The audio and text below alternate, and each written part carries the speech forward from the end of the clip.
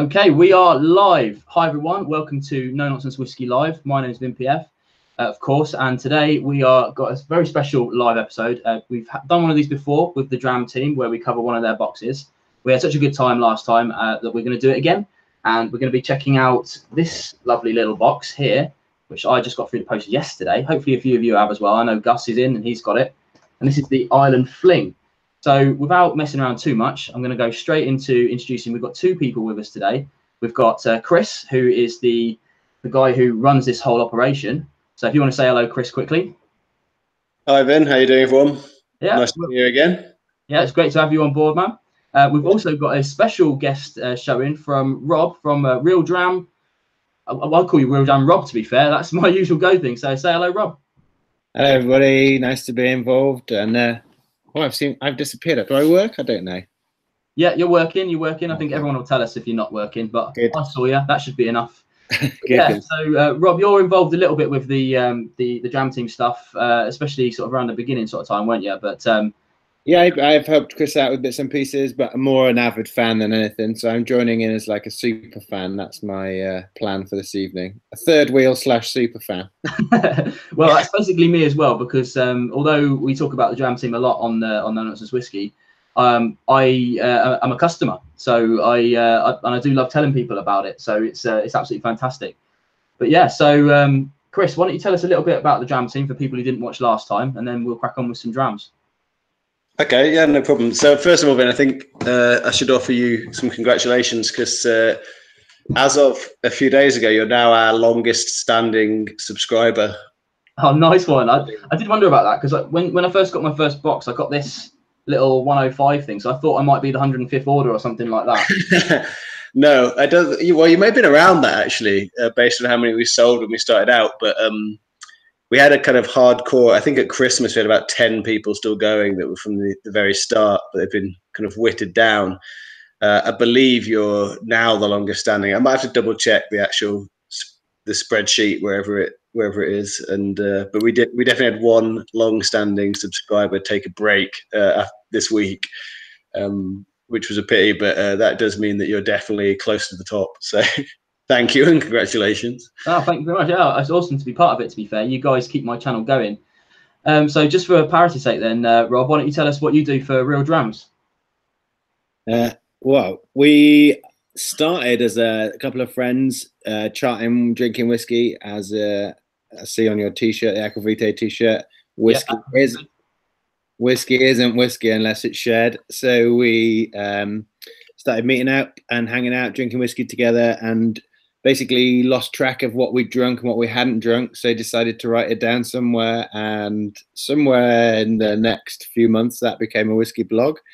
And then we've met Chris through that and done all sorts of other cool stuff, and so just kept it going as a little bit of a hobby and enjoyed writing it, more for myself than anything else, but yeah, it's fun. Excellent. Right, so I've got my first one poured, but before we go into that, I'm just going to say hello to a few people who have dropped in, and then we'll announce the first one and crack on from there. So before we started, Daniel Brown was in to say hello. I'm not sure if he's still around, but if he is, hello, Daniel. He's one of my he's usually the guy who fights for first, although I haven't seen him recently, but thanks for joining in. Ryan McLeave's in. Excellent to see you, buddy. Gus, of course, he's a local to me, and he should have the drams in.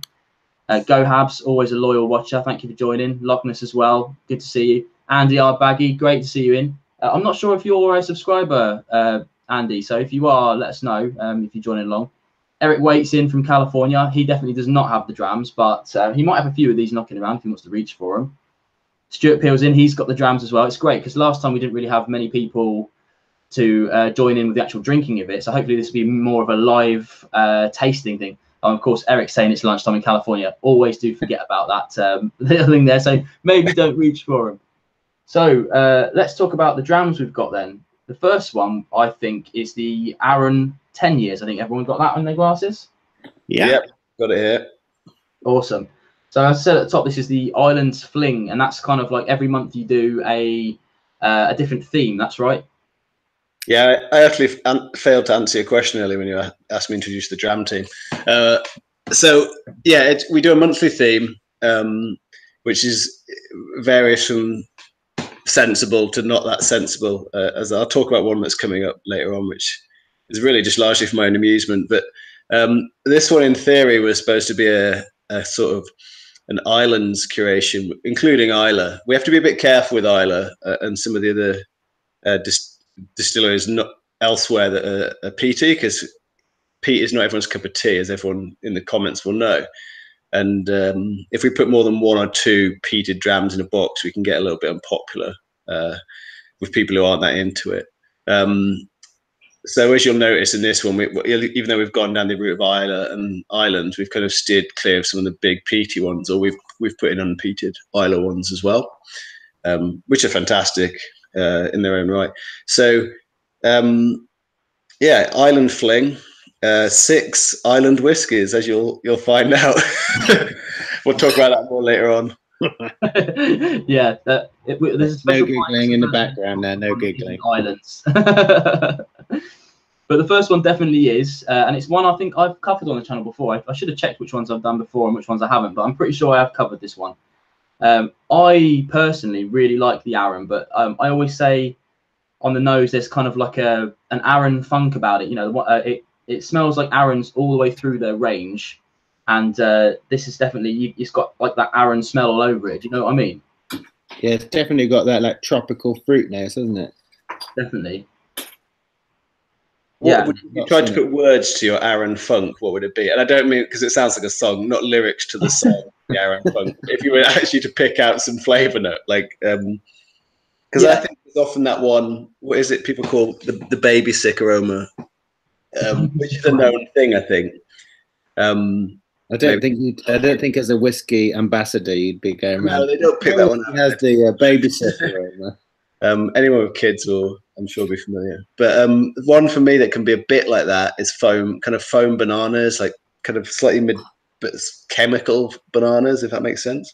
Yeah, it's kind of like a synthetic banana. It's like Rob said, it's the tropical notes that you do get in some scotches, but I get it throughout the Arran range.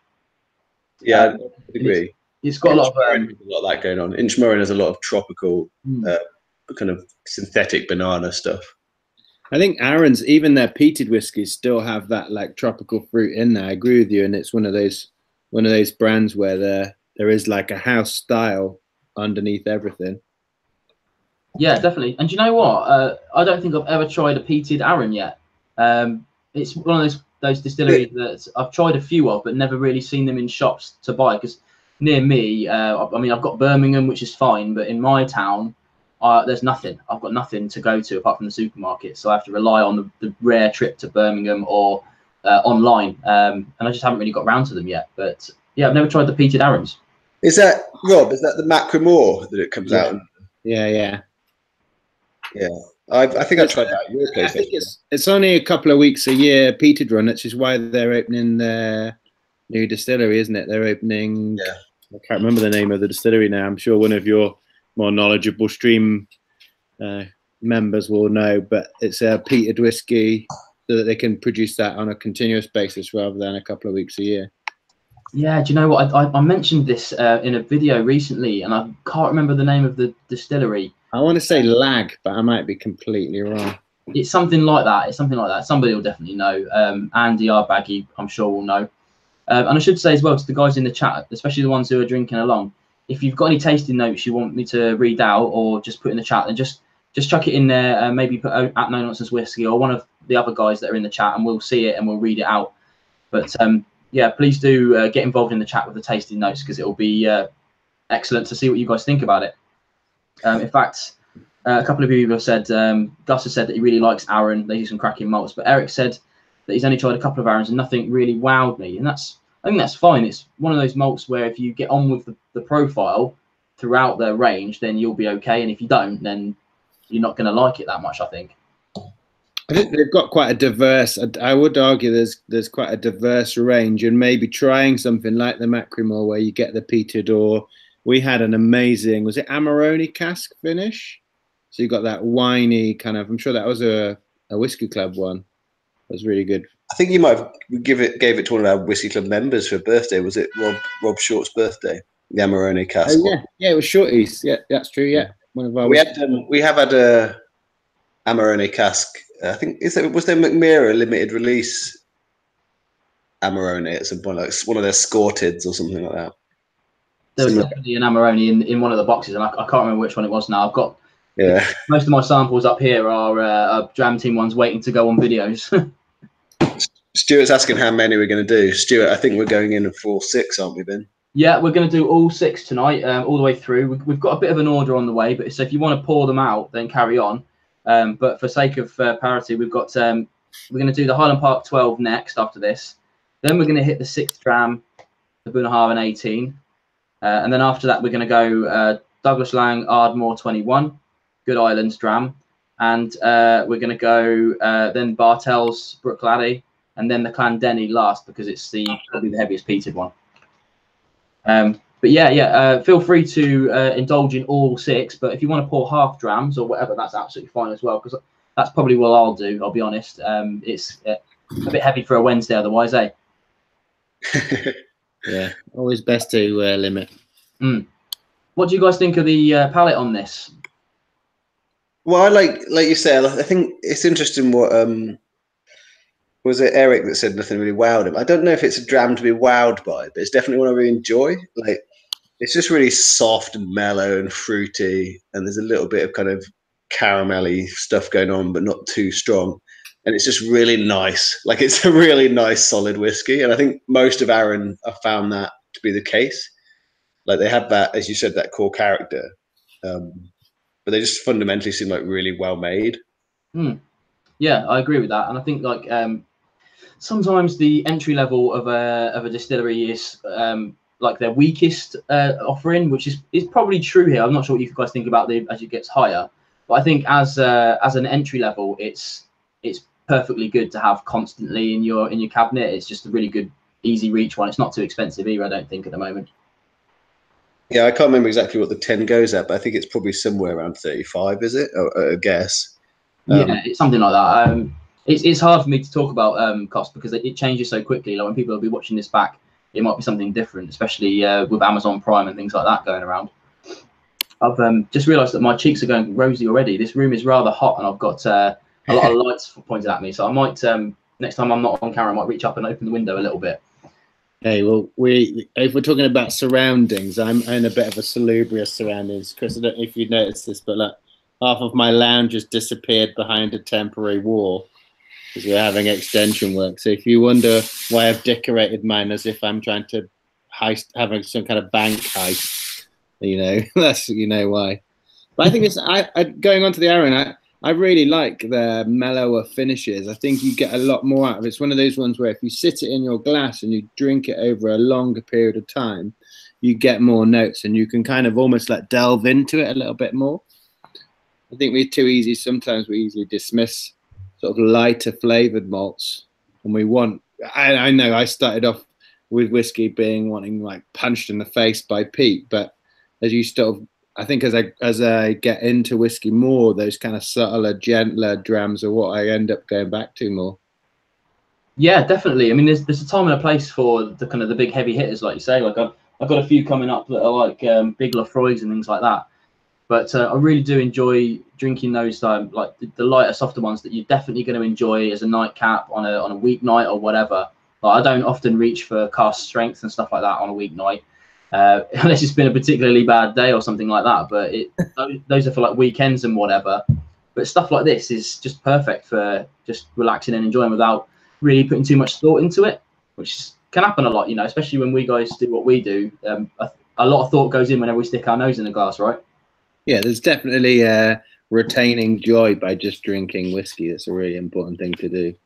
And for me, a good part of that is it being relatively cheap as well, which is important. So, like, I don't like to spend more than 50 quid usually if I can get away with it, unless it's something that's going to be really, really mind blowing.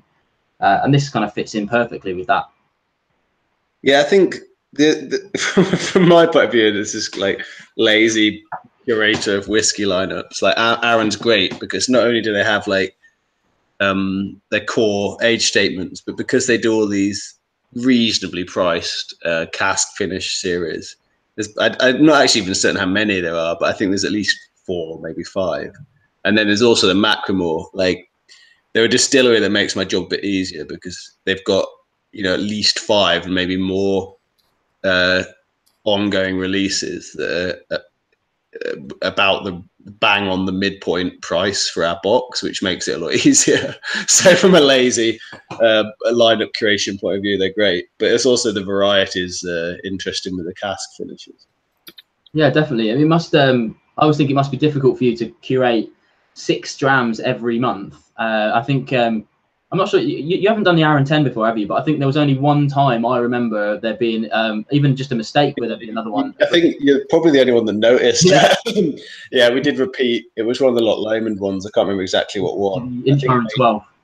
Yeah, because the reason that was I switched it into the lineup at the last minute, and I checked originally what previously was in its place. I had checked, but when I switched it in, funnily enough, because they recommended it to go with one of the other drams in that same box. I think it was Study and Scotch that it was in. But yeah, I think you're the only person that noticed. So that's actually quite reassuring. So I have to keep a careful note on those sorts of things. But we've had maybe 2 of their cask finishes before. Okay. I think we did the Madeira in one of the whiskey and wine boxes, or grape and grain, I think we called it. And then if you remember going back a little way, I think it was maybe the 5th or 6th box, maybe 7th. We did Malt Combat. Do you remember? Yeah, I remember.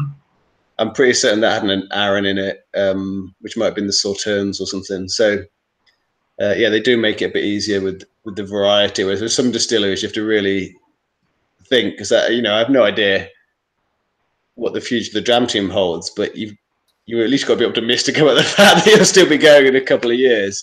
And at some point, you can definitely start recycling drams, right? Because even for yourself, like after 3-4 years, if you haven't had the whiskey, maybe it's interesting to try it again. Yeah, definitely. And especially if I'm the only long-standing customer, some people are not going to have tried them first couple of years. So it makes it worthwhile, definitely recycling. We've actually had one of our first tasting notes come in, which is from Stuart Peel. It says, "Word to the wise gentleman, don't bother adding water, it kills it." I believe you. I mean, I haven't tried that with this. I don't tend to with the younger stuff anyway, but it's I mean, it's 46%, which is good percentage, but I'm not sure about chill filtration or anything like that. I don't have the bottle, just a little jobby that these guys come in. So I'm not sure what you guys think about that, but I've never tried adding water to the Arran 10. No, the contrarian in me compelled me just to put a couple of drops in straight away, but only a couple, so nothing that's going to have finished. I like the fact that you someone gives you a recommendation and you actively go against it. It just ignited my curiosity, but it still works. It's terrible. I'm on it. But that happened to me with the Fujikai, to be fair. Did you guys try the Fujikai? I'm pretty convinced that happened to everybody with the Fujikai, where you were like, it really can't be this bad. And then you drink it and you're like, oh, it really is this bad. It's that bad. Yeah, it's an absolutely shocking dram. I am glad that I covered, because it really should never have been released.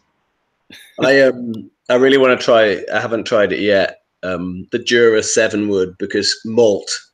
I think it was Jason Whiskey Rover writing for Malt about Jura 7 Wood. He made it sound so bad that I was like, oh, it can't be that bad. It can't be that insipid and uninspiring.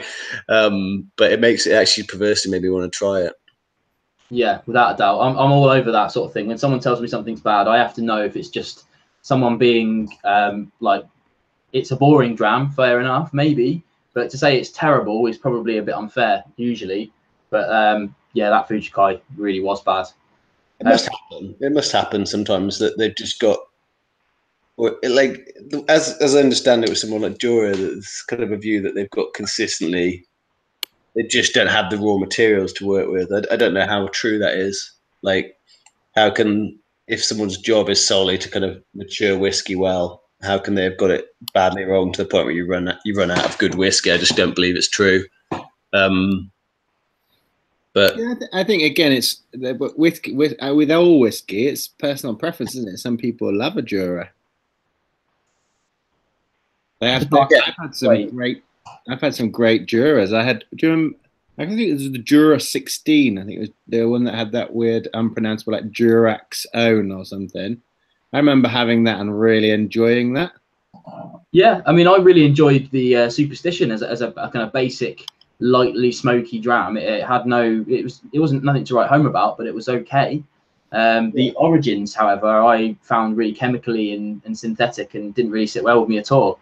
And in fact, I was just about to cover it, but now that they've changed their whole range, it seems kind of irrelevant because nobody's going to buy the origins anymore anyway. No, I need to try more of Dura's range, and I've had a few Dalmores.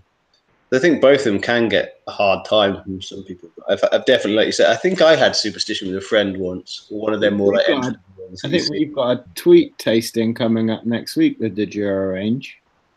Oh, okay. I'm looking forward to trying those to see how good they are. What's going on? What's the best? Yeah, I think it's worthwhile going through the range, especially. I think it might get a bit samey when you eat drinking the same one after the next, but it's good to try them in that environment. Like when I did a Glenfiddich tasting, most of them were kind of boring. They're not really my favourite palate in the world. But out of the few that I tried, the XX, the Project 20, was my favourite of the lot of them, which was a bit of a weird one. I don't know about you guys, but I've already poured the next one, which we're going to go the Highland Park 12. Are you still drinking your current one at the minute? Because I know you're not multi-glassing. No, I've already poured. I've finished the Arran. I've drained, rinsed the glass, and I've already poured the Highland Park. So yeah, I'm keeping up. I've only done half of it. Yeah. Well, actually, I've done the big half of it. That's my attempt at pouring half. I literally forgot and poured the whole thing. So I've done better with the Highland Park. That's a legitimate half.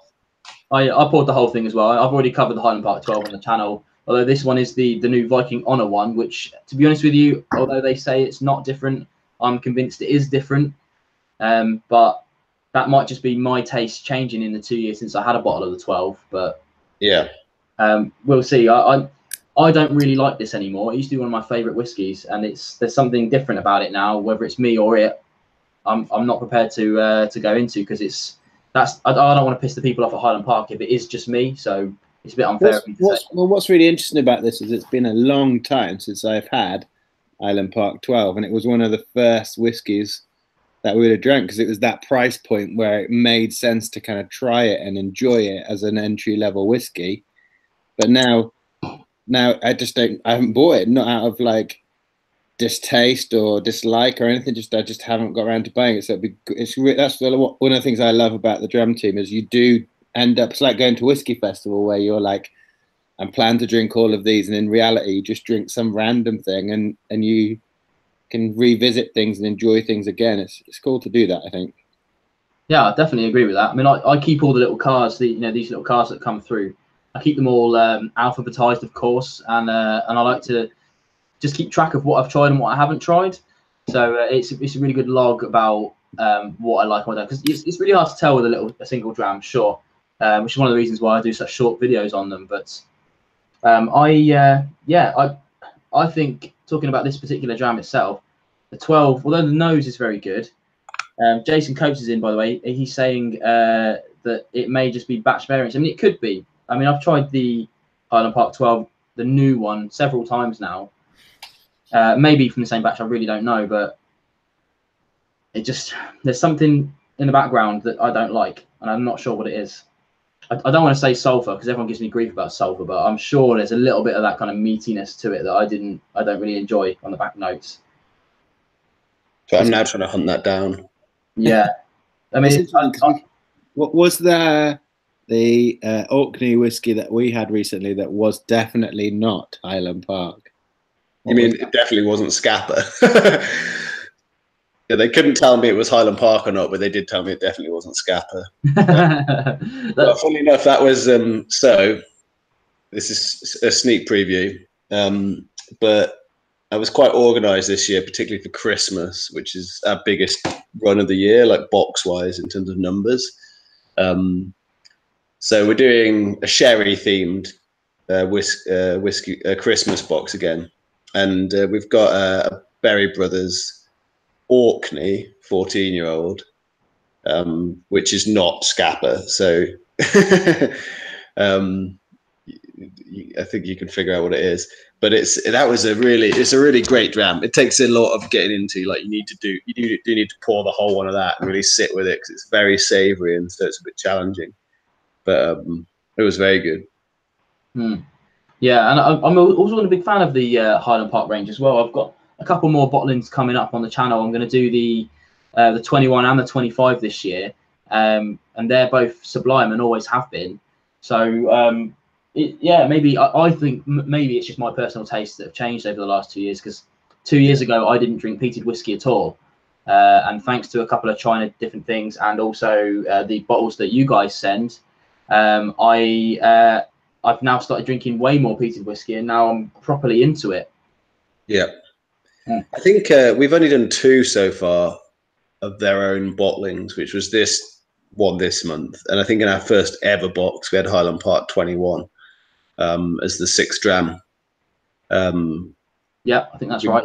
We've been working with what was Maxim and what's now known as Edrington Beam Suntory, the distributor, since the very beginning. So I think they had a few of their bottles in the first couple of months, but Highland Park 21 until now was the only one we've done. But they are definitely one of those ones where there's some specials out there but they tend to be pretty pricey because they might come out at like 70 quid a bottle, but they pretty much sell out immediately and then start going for twice that amount. And it's not worth putting something in that was released at 60, 70 quid and now costs well over 100 because it's not good value for anyone. So this was, on the other hand, I ordered this through Amazon because it was cheaper to get it on Amazon than through any of the trade suppliers we work with by about £2 a bottle, because they had some ridiculous special on Amazon that made it about £25, I think. Yeah. So for 25 quid, I think this is an absolute steal. Yeah, I was going to ask you about that. I mean, how, with the sourcing of stuff, if you do buy the bottles yourself, is there anything you have to account for with that? Because I know it's a lot of it's their name, isn't it, that goes into the box at the end of the day. Yeah, well, we work very carefully with all the brands. Like, it can be a bit tricky finding the right person to ask for permission in the first place. And then you might get something like, I actually had this with the guys who own Arran. They're actually Arran's an independent distillery, but they the distributor in the UK is a company called Indie Brands, and the person who I got permission from in the first instance to use Arran, and actually they used to have Starwood, the Australian whiskey, in their portfolio, left about 2 months after I got permission from him. So we happily went on sort of putting Arran in. And then at some point I tried to get back in contact with him about something, realized he'd left and spoke to his replacement. But fortunately, I recently spoke to them again. They were really supportive because it tends to be a bit of a win-win for them in that we are buying the whiskey from them. And then the term in the industry is liquid on lips. Like, that's the best way to market your whiskey in theory. You're confident in it, is to get it into people's glasses. Yeah. Glasses was, I was trying to come up with a word that didn't get into people's faces. Get into the face.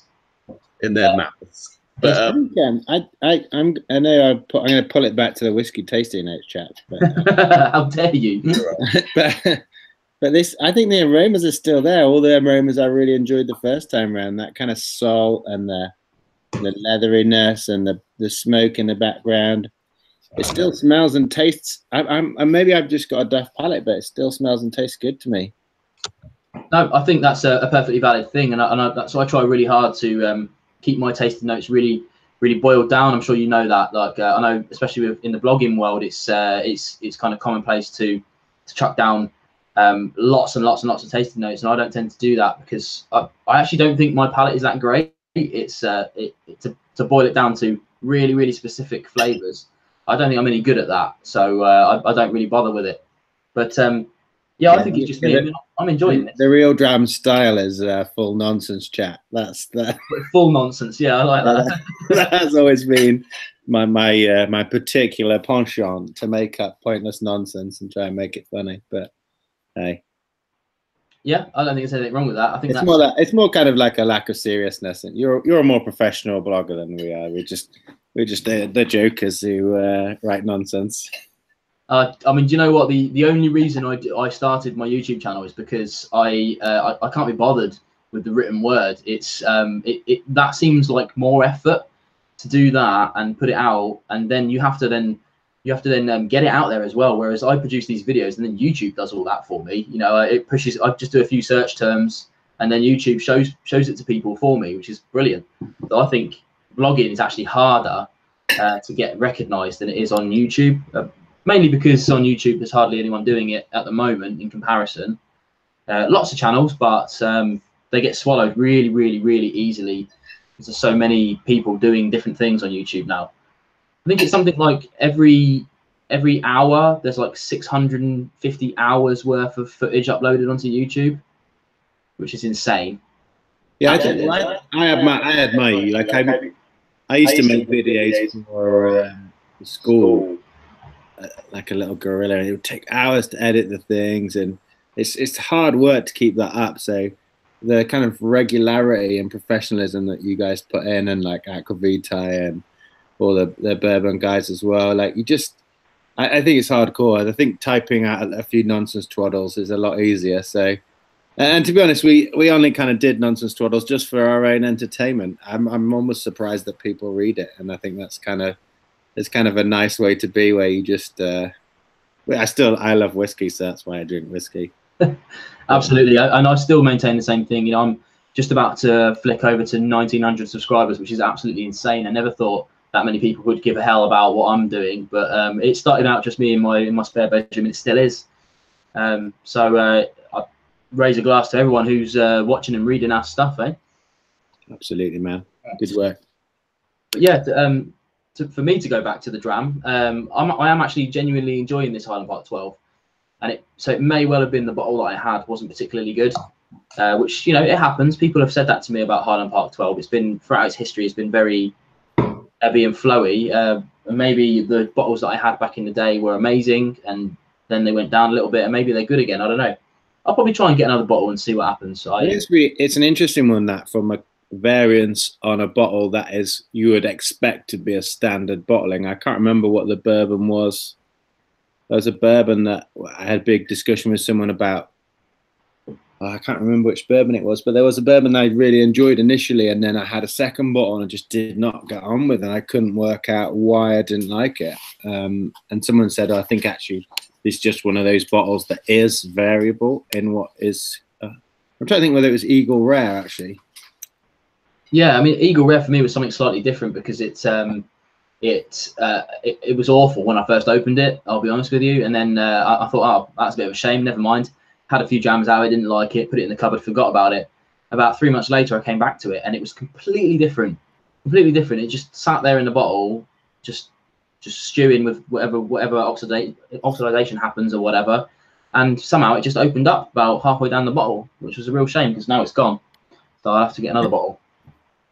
That is a shame, having to buy another bottle. Yeah, yeah. I mean, someone, it was Malt actually, who said to me recently, I'd sort of apologise to my Patreon fans, because usually I release my videos a day early to them, but I've been kind of making my videos hand to mouth pretty much recently. They've not been early anymore. And he sent me a message saying, oh, we can send you some drams if you're running out. And I said, that's really not the problem. I've got whiskey literally everywhere. It's time. That's the problem. We have got a tasting note from Gus, who says, odd, every so often I get toffee on the nose in the middle of a smoky, salty mist. I think that's probably valid. You know, this it's one of those drams that comes from ex-bourbon barrels, ex-sherry barrels, so you're going to get a lot of them kind of toffee, caramelly notes. I think it's one of those drams. I don't know if you guys agree with that. Yeah, I think it's, yeah. Again, you get that smoke and the flavour, but it's much kind of further back. You do get that sweetness a lot, I think. Mm. I think really, I've finished mine now. So, but what I'm left with, despite the fact I also just glugged the last of my rooibos tea, is still the whiskey is still lingering, and it's a bit like I can't think, cinder toffee, but like it's funny that it's, in a way that it's called cinder toffee, because it literally got that slightly smoky, like ashen, cindery thing going on as well. So it is sweet, actually. It does linger sweetly. Okay. I don't know about you guys, but I've poured my next one a little bit early to make sure it's got a time to sit in the glass. Have you got your next one ready? Yes, Chris has got his ready. Yeah. I'll catch up. You catch up. I'll catch up. So the next one, I'm treating myself with the full. Yeah, Chris is showing off because he's got the full bottle there. The next one, one, if only Dram Team sent bottles out that size. Drinking the profit. Maybe to the longest standing subscriber every now and again. That's actually a good idea. Let me just take a note. This is the Bunnahabhain 18. It's the 6th dram, which I've lost my little bottle. This comes in a tiny little bottle, and that's the normal size, 25ml, 10ml. What we like to call it, Vin, is a festival size sample. That's the official Dram Team terminology for the 10ml. I think that's brilliant as well, because yeah, it is. That's basically what you get. And I mean, I really like these little things because some people, I remember hearing comments back when you first started saying, "Why am I getting stiffed on half a dram for the 6th dram?" And I was like, "Well, no, you're actually getting like half a dram extra, because really you should only really be getting 5 for your money, I think. But to get that little bit extra, and these are usually quite expensive, right?" Yeah, they are. So it's funny. We did think about losing it at one point for that reason, and maybe frankly just is a bit of a pain logistically sometimes balancing the literal number of bottles you need for one versus the other. But my solution to that problem has been to buy more 6 dram fluid than I need and just keep the rest. So less profitable but more fun for me and my whiskey shelf. But yeah, they do. The aim of it was always, it actually dates back to me realizing that I couldn't design a product that would allow me to post whiskey as Royal Mail large letter, and also that once you're sending more than 2 whiskies in a box anyway, you can't send it with Royal Mail, just some like archaic civil aviation codes they're subject to. Much as like individually sending samples between friends and stuff like that, you can just tell people, you know, it's There's only 2 in there. Oil samples, or whatever, you know, whatever liquid someone makes up that they're sending.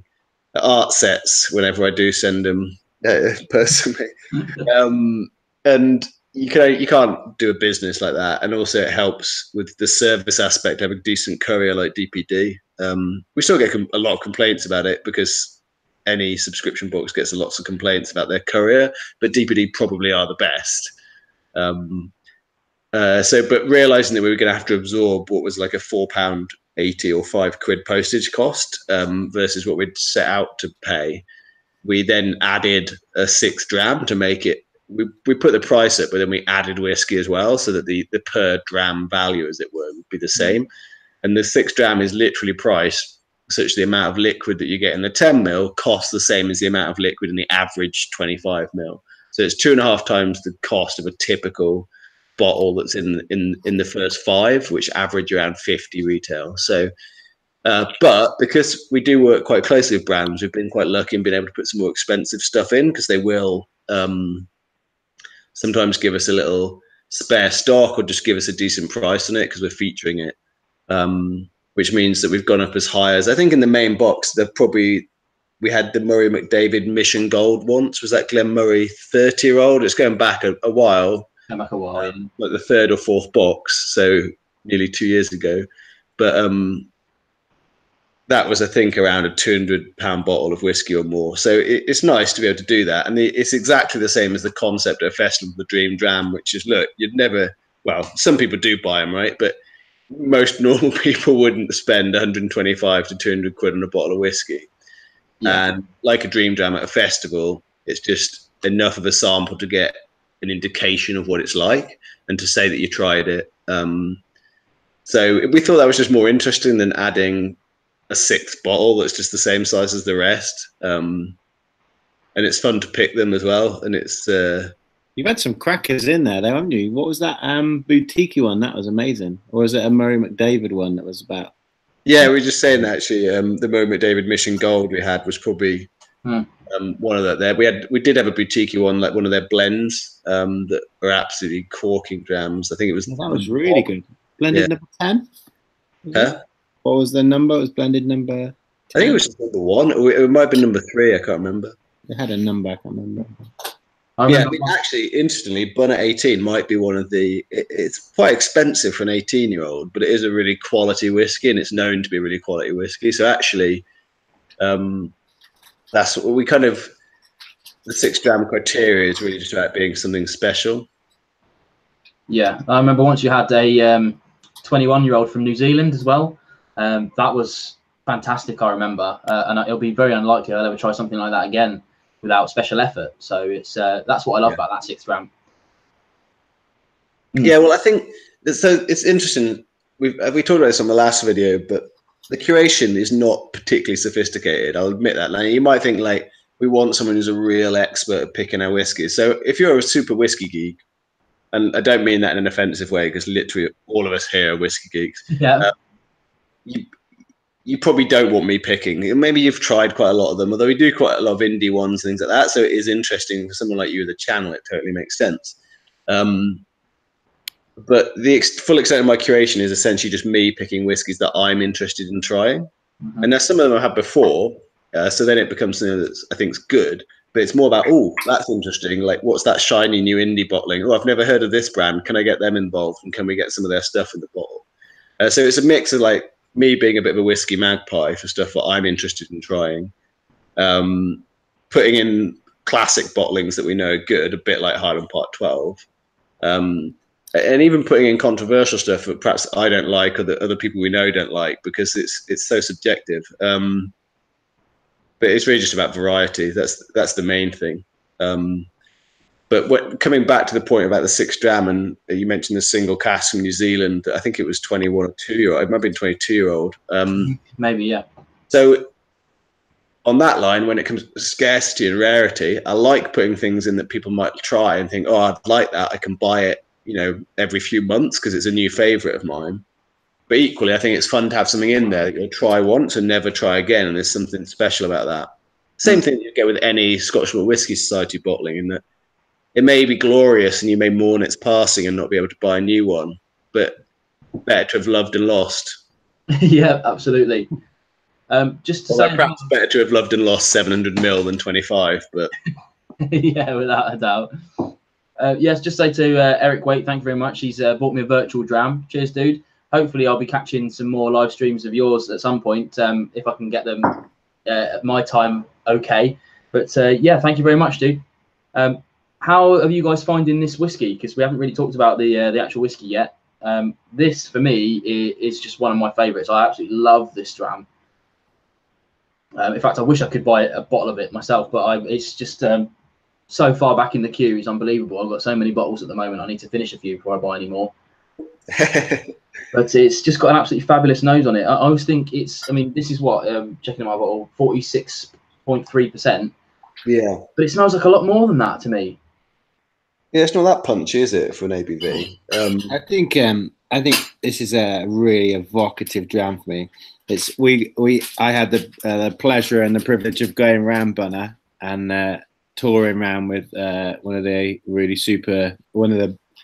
actually a real great guy, David Brody, who's an amazing tour host there. And he took us around and did this. We did all the warehousing and stuff, and standing in the dunnage in that kind of, because they've got loads of sherry in that dunnage and loads of sherry flavors. You get that big, rich, like aroma, and this whiskey just reminds me of that.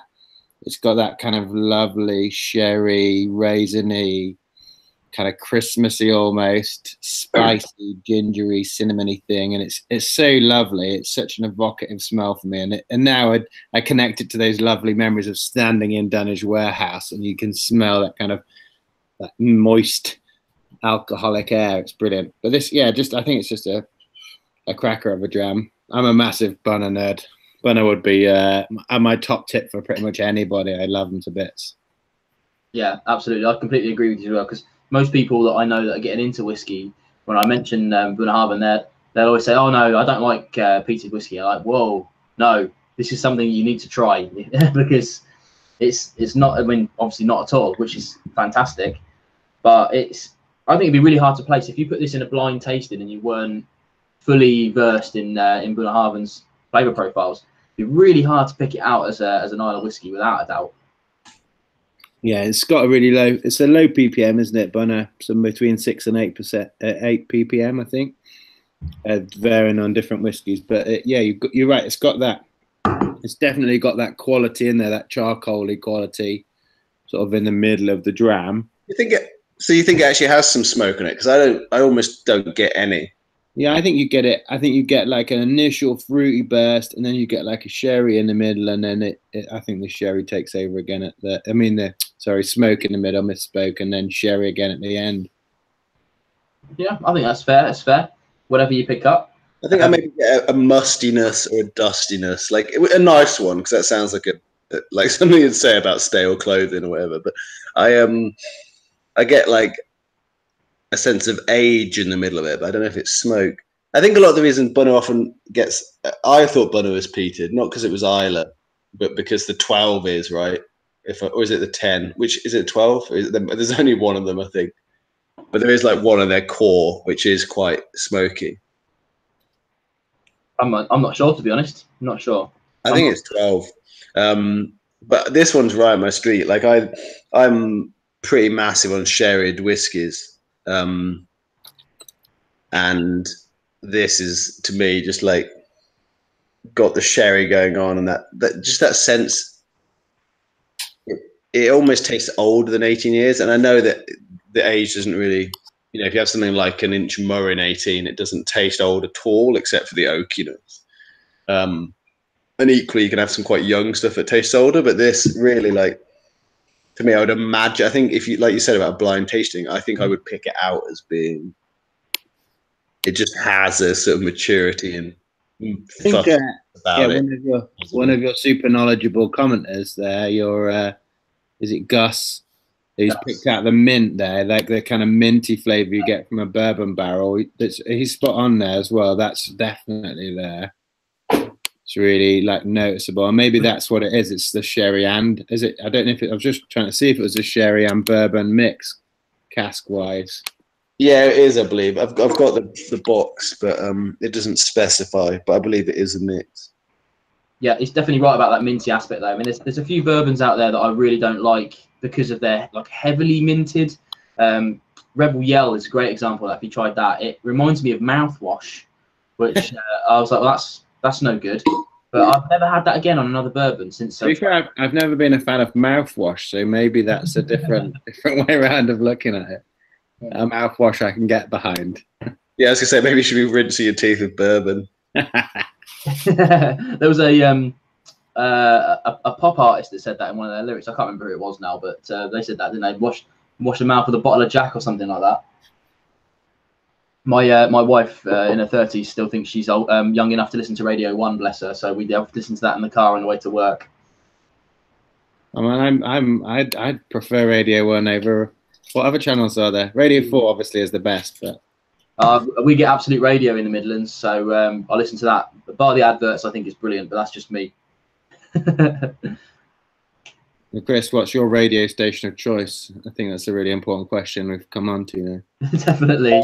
I would probably go Radio 2, but I don't listen to Radio. Boo. Radio 1, definitely not. It really annoys me. Yeah, and me.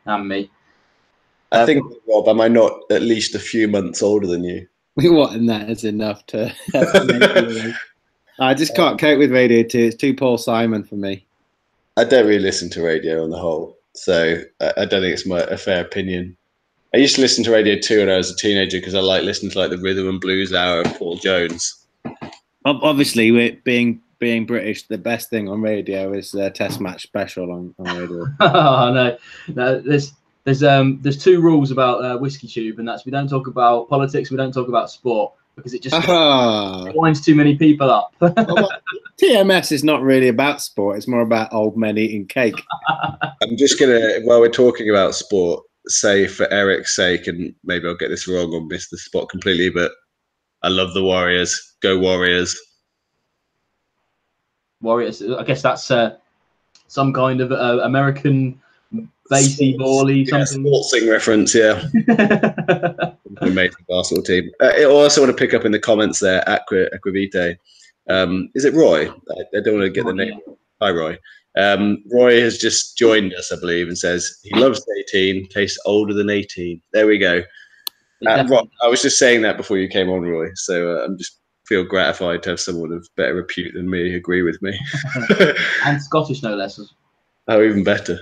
Yeah. Well, we've reached the midpoint of the drams, so it seems like a good point for me to start pushing my wares. Friends of the show will know I've just released my first bit of merchandise, but I still want to mention it anyway because I haven't mentioned it on the video yet. But I've got these brand new hip flasks, which come in this lovely box here with a little funnel edition as well. But yeah, I'm actually selling these privately through PayPal and things like that. So if you want one, let me know. My email address is nnwhiskey@gmail.com. I'm selling them for about £15 plus shipping. So do let me know if you fancy one, because I would love to see them out in the wild. In fact, I think Roy should have one in his possession right now, and hopefully we'll be seeing that on some streams soon. But yeah, I have poured my next one as well. I'm getting ahead of the game. I don't know if you guys are ready for it. So I've got a question for the people in the comments. Has anyone here ever been to the island of Ardmore? The island of Ardmore, yeah, because for those who have just joined, this is the Island Fling, and the next one is the Ardmore 21 from Douglas Laing. Got that classic, like PT coastal island stuff going on. I think you saved yourself though with it, because if it had been it's a 21-year-old whiskey at the end of the day, isn't it? So I certainly am not complaining. I'm not complaining at 48.4% either. Oh, I missed that. But it's I think it's a pretty. I'm just massively looking forward to the Dram Team sponsored trip to the island of Ardmore. The ferry is very cheap. The ferry, yeah. Right, I better explain this really. So for the sake of everyone wondering what the hell I'm blethering on about the island of Ardmore, I'm readily, anyone who knows me and spent enough time around me knows I'm readily confused by geography, and that definitely translates into my understanding of the location of various distilleries.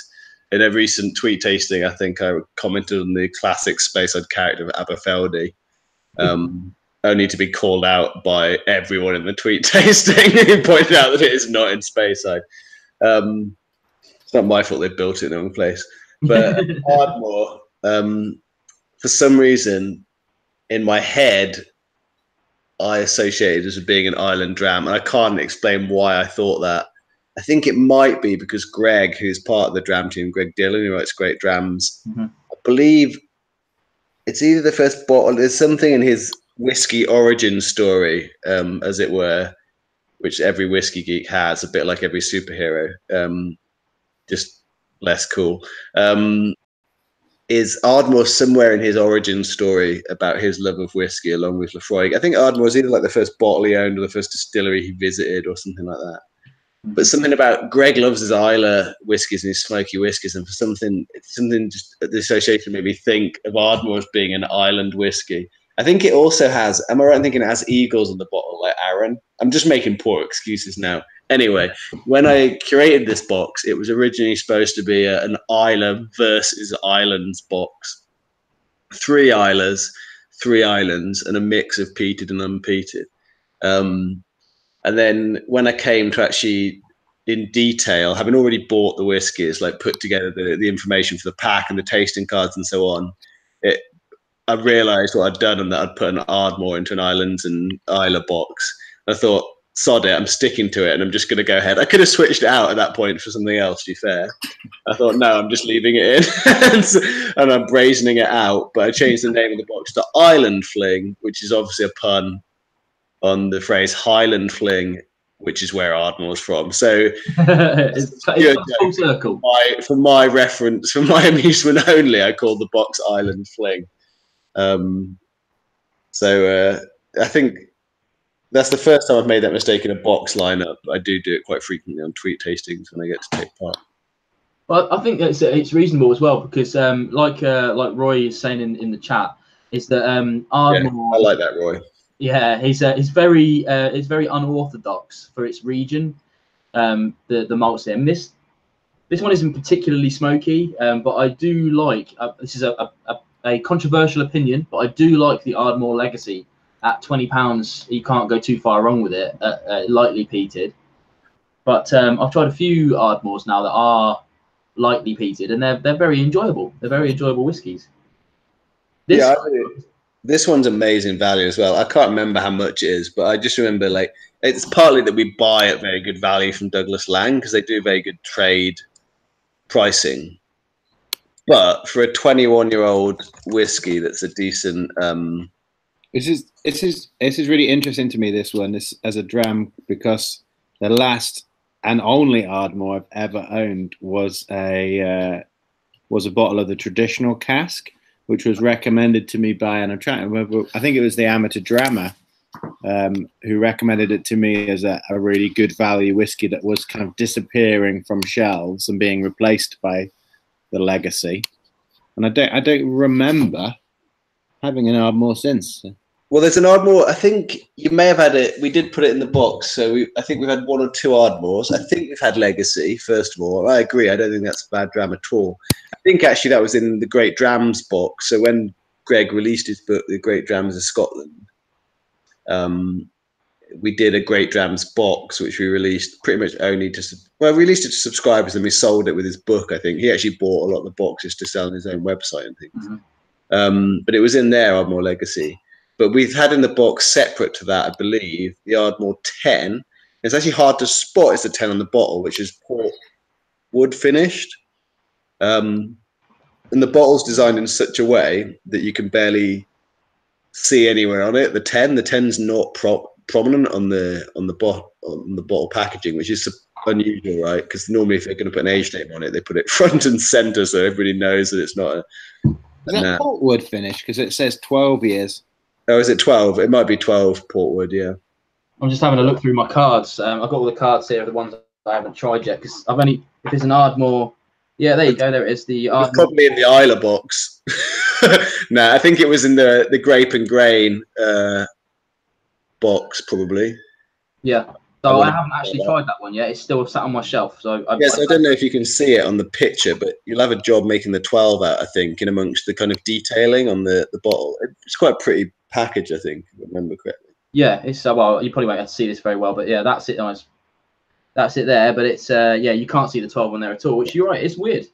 And yeah, they didn't make it so prominent, but that's a very good dram. And I think actually the other Ardmore we've had is Greg bottled his own cask of Ardmore, an 8-year-old, which was in a relatively recent box, unless I'm getting confused. I can't, maybe a few months back. Great Drams Ardmore. Oh, I know it was we did one called Malt Odyssey that was kind of single malts from around the world and a few scotches as well. And I think Ardmore 8 was in that. Also bottled by Douglas Laing, but 4 for Greg. I definitely recommend the Douglas Laing old particular bottlings are just great value. So I looked it up while we were chatting, and this one, an Ardmore 21, it comes in at £76 on Master of Malt. Mm-hmm. I'd have to double check the cask for you. I do have the cask reference somewhere. There's a couple of them, but that's amazing. Bearing in mind that we're drinking a Bunner 18 just now as the 6th dram because it costs well over, a fair few pounds over £100, getting on towards 120 or 125. I can't remember exactly, but a 21-year-old whiskey at 76 quid is almost unheard of, right? Yeah, definitely, and it's one of the reasons why I'm a massive fan of Douglas Laing on the channel, mainly because of the ones that I get from you guys, but they're just priced so well. I can't believe that you can get like Roy's saying, Indie Ardmore can be wondrous, and it's the same with most of their bottlings.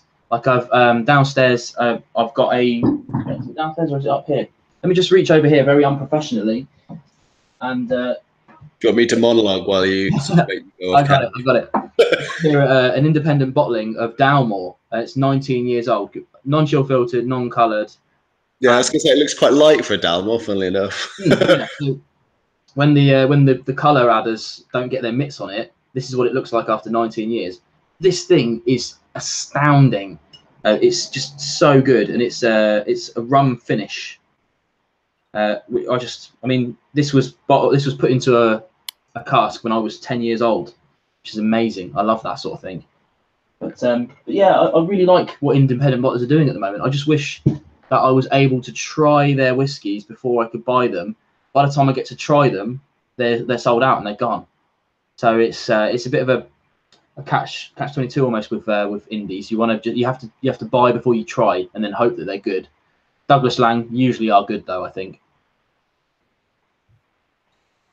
Yeah, I think I think that old particular range for me is a sweet spot. I'm sure that the extra old particular range is excellent as well, but I've never tried any of them. But the Provenance ones were a bit more hit and miss.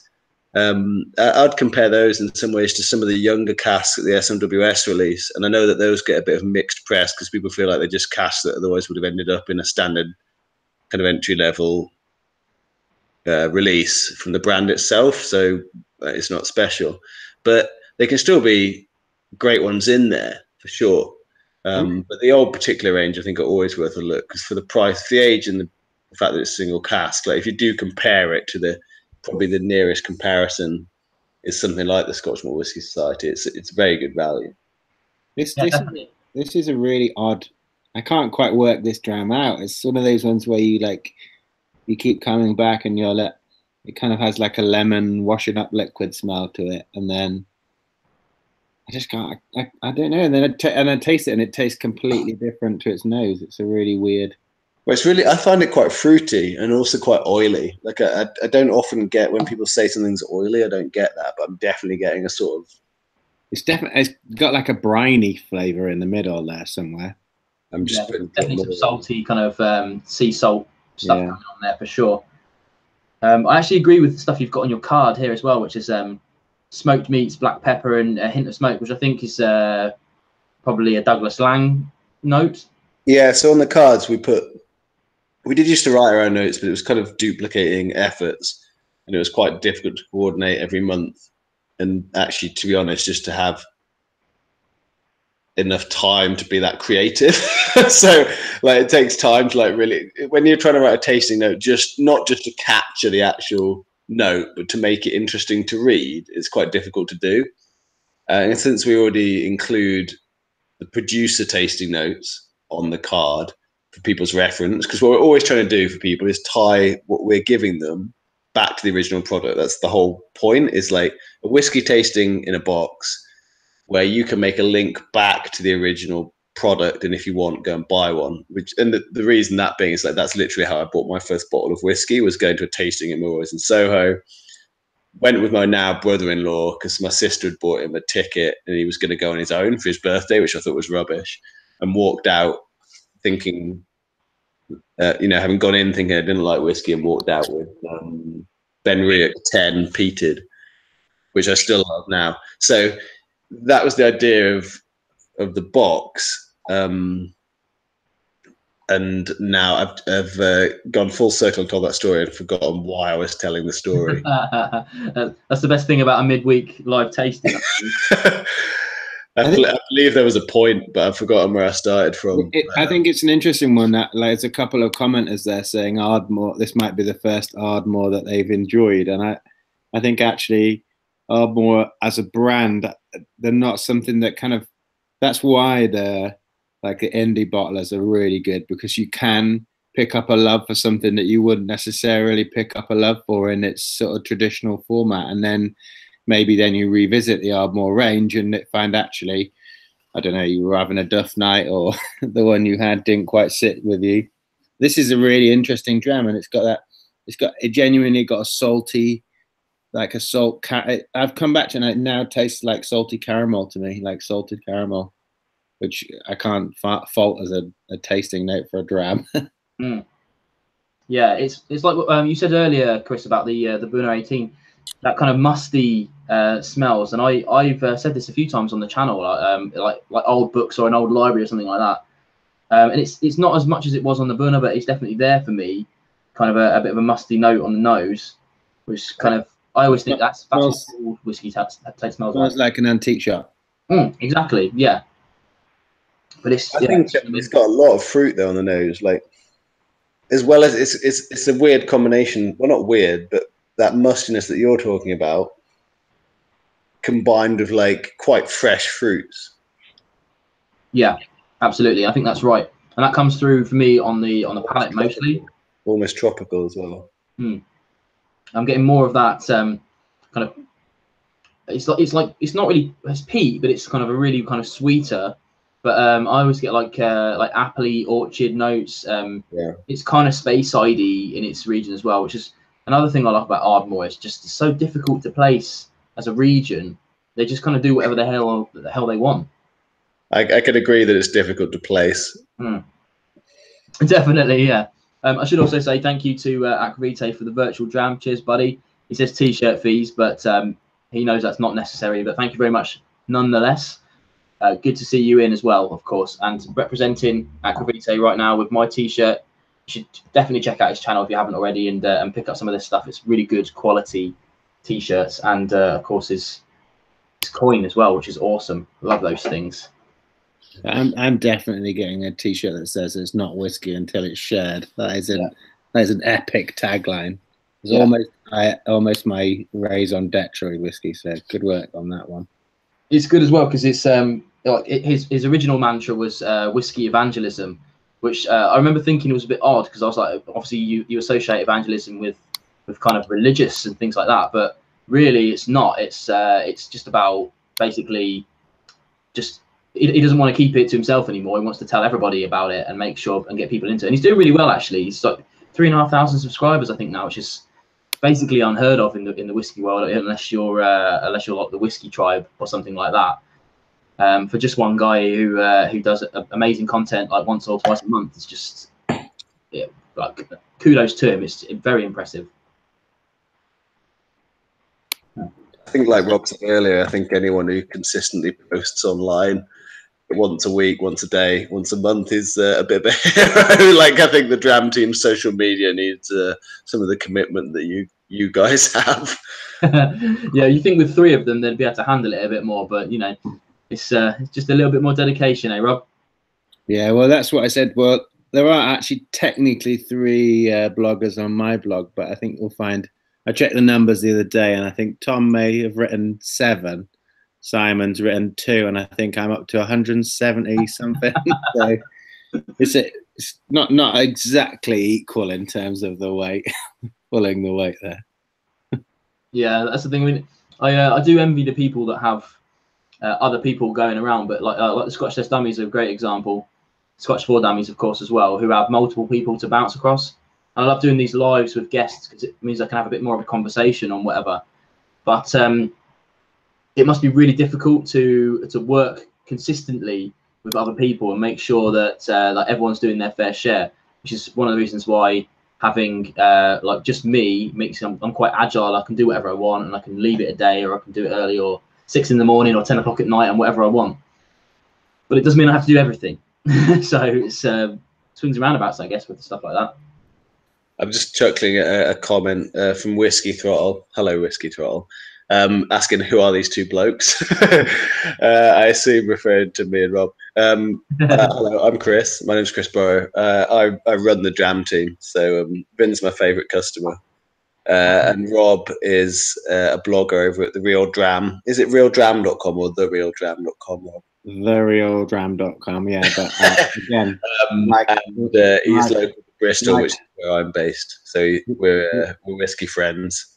But at the same time, like Vin, I'm basically a Dram Team super fan, so that's how it is.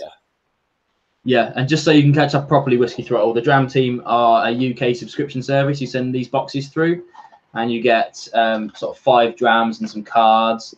And for me, it's a really nice way of testing loads of different other things.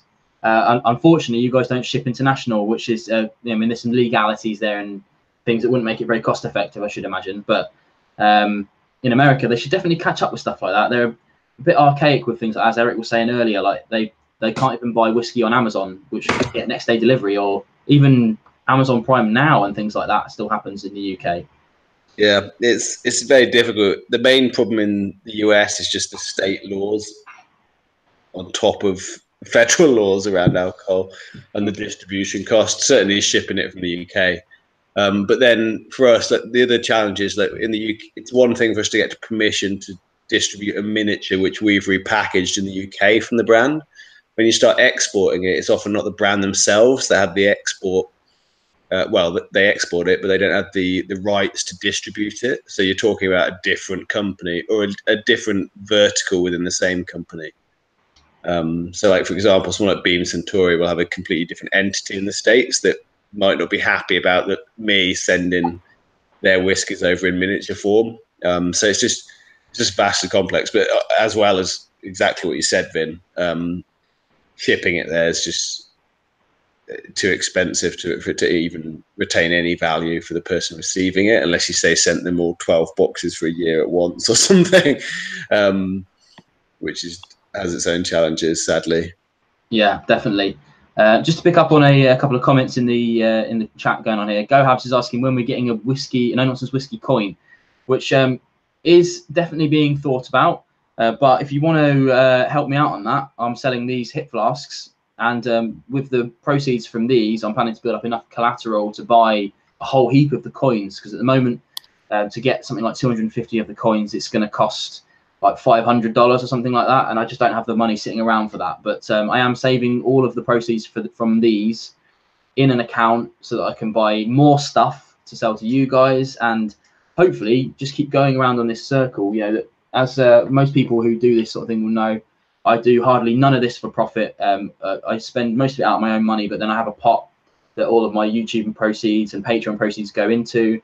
And with that pot, I buy extra stuff for the channel, like the lights that are making me look so red and puffy right now, and better equipment so that I can make better content. It's never going in my back pocket. So yeah, check out my my hip flasks, and then maybe the coins will come sometime this year. We'll see.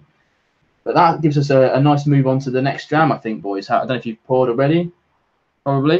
Just now, yeah. Yeah. I would say for some of the people in the States, I'm not against recommending one of our competitors at all. But you're probably already familiar with Drinks by the Dram. So there's a big UK retailer online called Master of Malt. They do something called Drinks by the Dram, and they have 30 ml samples of almost everything. Much more variety than I could possibly logistically put into bottles. And I think they do ship internationally, and they also have amazing customer service. So, like, if you want to try and get hold of samples of stuff, check out Master of Malt. The Whiskey Exchange as well have introduced samples, and I believe they also ship internationally. So that in terms of sample services when you're abroad, those are probably the best you can do. And my recommendation would buy a lot at once to save on the shipping, because otherwise you will pay through the nose just to get it sent your way. As far as I'm aware, in the US, there's no one who does anything with miniatures, just because of all the challenges that I've found when I've looked into it myself. But coming from the UK, I think those are your best bet. Yeah, and there are a number of companies that will ship bottles to America, like on a personal level. I don't think they'd be willing to do things for sales and commercial, but it's a big thing. And I know, especially in America and Canada, is one of the hardest places to get whiskey around. Like, Canada's really tight to get stuff even across their own borders, let alone into other countries. Just to say hello to a couple of people, because now I think the Eastern Seaboard is coming online, as they say. But we've got Mashburn in. He's a big follower of mine. Thank you very much for coming in. Multi in Montreal says, damn, sorry I'm late. Don't worry about it, chap. We started early because we've got 6 drams to get through, and we didn't want to be going until midnight. Who else did I see? Oh, yeah, no, it was just Whiskey Throttle saying, have we all hit the thumb? Hopefully you have hit the thumb. If you are watching and enjoying, then please do hit the thumbs up. It really does help. It tells YouTube that you like it, and that maybe other people will like it as well. And that's always helpful to us. Because I totally missed that reference being like a YouTube thing. Yeah, the thing about some sort of weird turn of phrase I didn't understand. Well, I think that's he's talking about that, to be fair.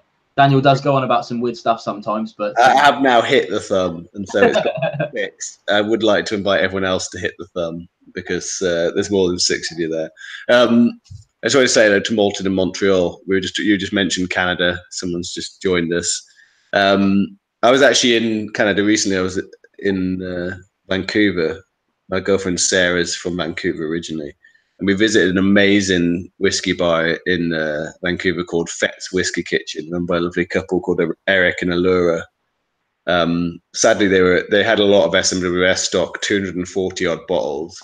They were raided by the evil Canadian Liquor Board in January, just around the time of what I think was the BC Whiskey Festival, the Vancouver Whiskey Festival. But an amazing place, an amazing southern food as well, like southern US food. So if you ever go to Vancouver, go to Fett's Whiskey Kitchen and see Eric and Allura. A fantastic place, really amazing. One other thing on that, actually, because we've moved on to a cask strength one here, and it's a bit of a whopper, if I remember correctly. So I'm going to introduce this, if you don't mind, Vin. So we've got Bartels, so you can see the name. I don't know if anyone can read that. Bartels Whiskey. They're a small indie based in Leicester in England, I think Leicester. And this is from their Highland Laird range. It's a Bruichladdich 2005, 11-year-old, and it comes in at 58.4 on the ABV. So it's pretty hefty.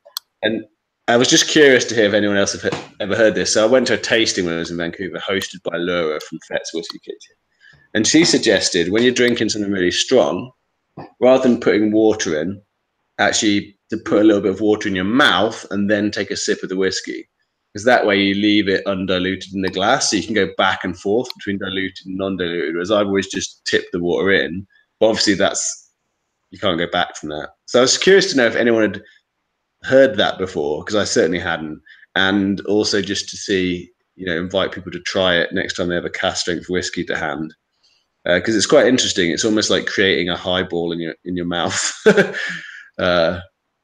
Yeah, I mean, I've never heard of that, to be fair, but luckily I have got a glass of water with me, so I am going to try that. That makes sense, right? Because I always want to try a cask strength whiskey without water, because there's some of them are excellent at that. Now, I do think most of them benefit from at least a drop or two, but it was interesting just to see, well, if I do try it with a little drop of water in my mouth and then take a sip, it really does save you from being hit by the burn of the cask strength, and you get a delicate taste of it, but then you can go back to drinking it without it being diluted as well. Oh yeah, I mean, I've literally just done it then, and that's made an absolutely massive difference. Like definitely adding water to this, because I mean, we'll talk about it properly in a bit, I guess. But it's an absolute monster at 58.4%. Only 11 years old as well for a cask strength is pretty young. But I just tried that sip of water, and I didn't get that punch in the face, which is really good.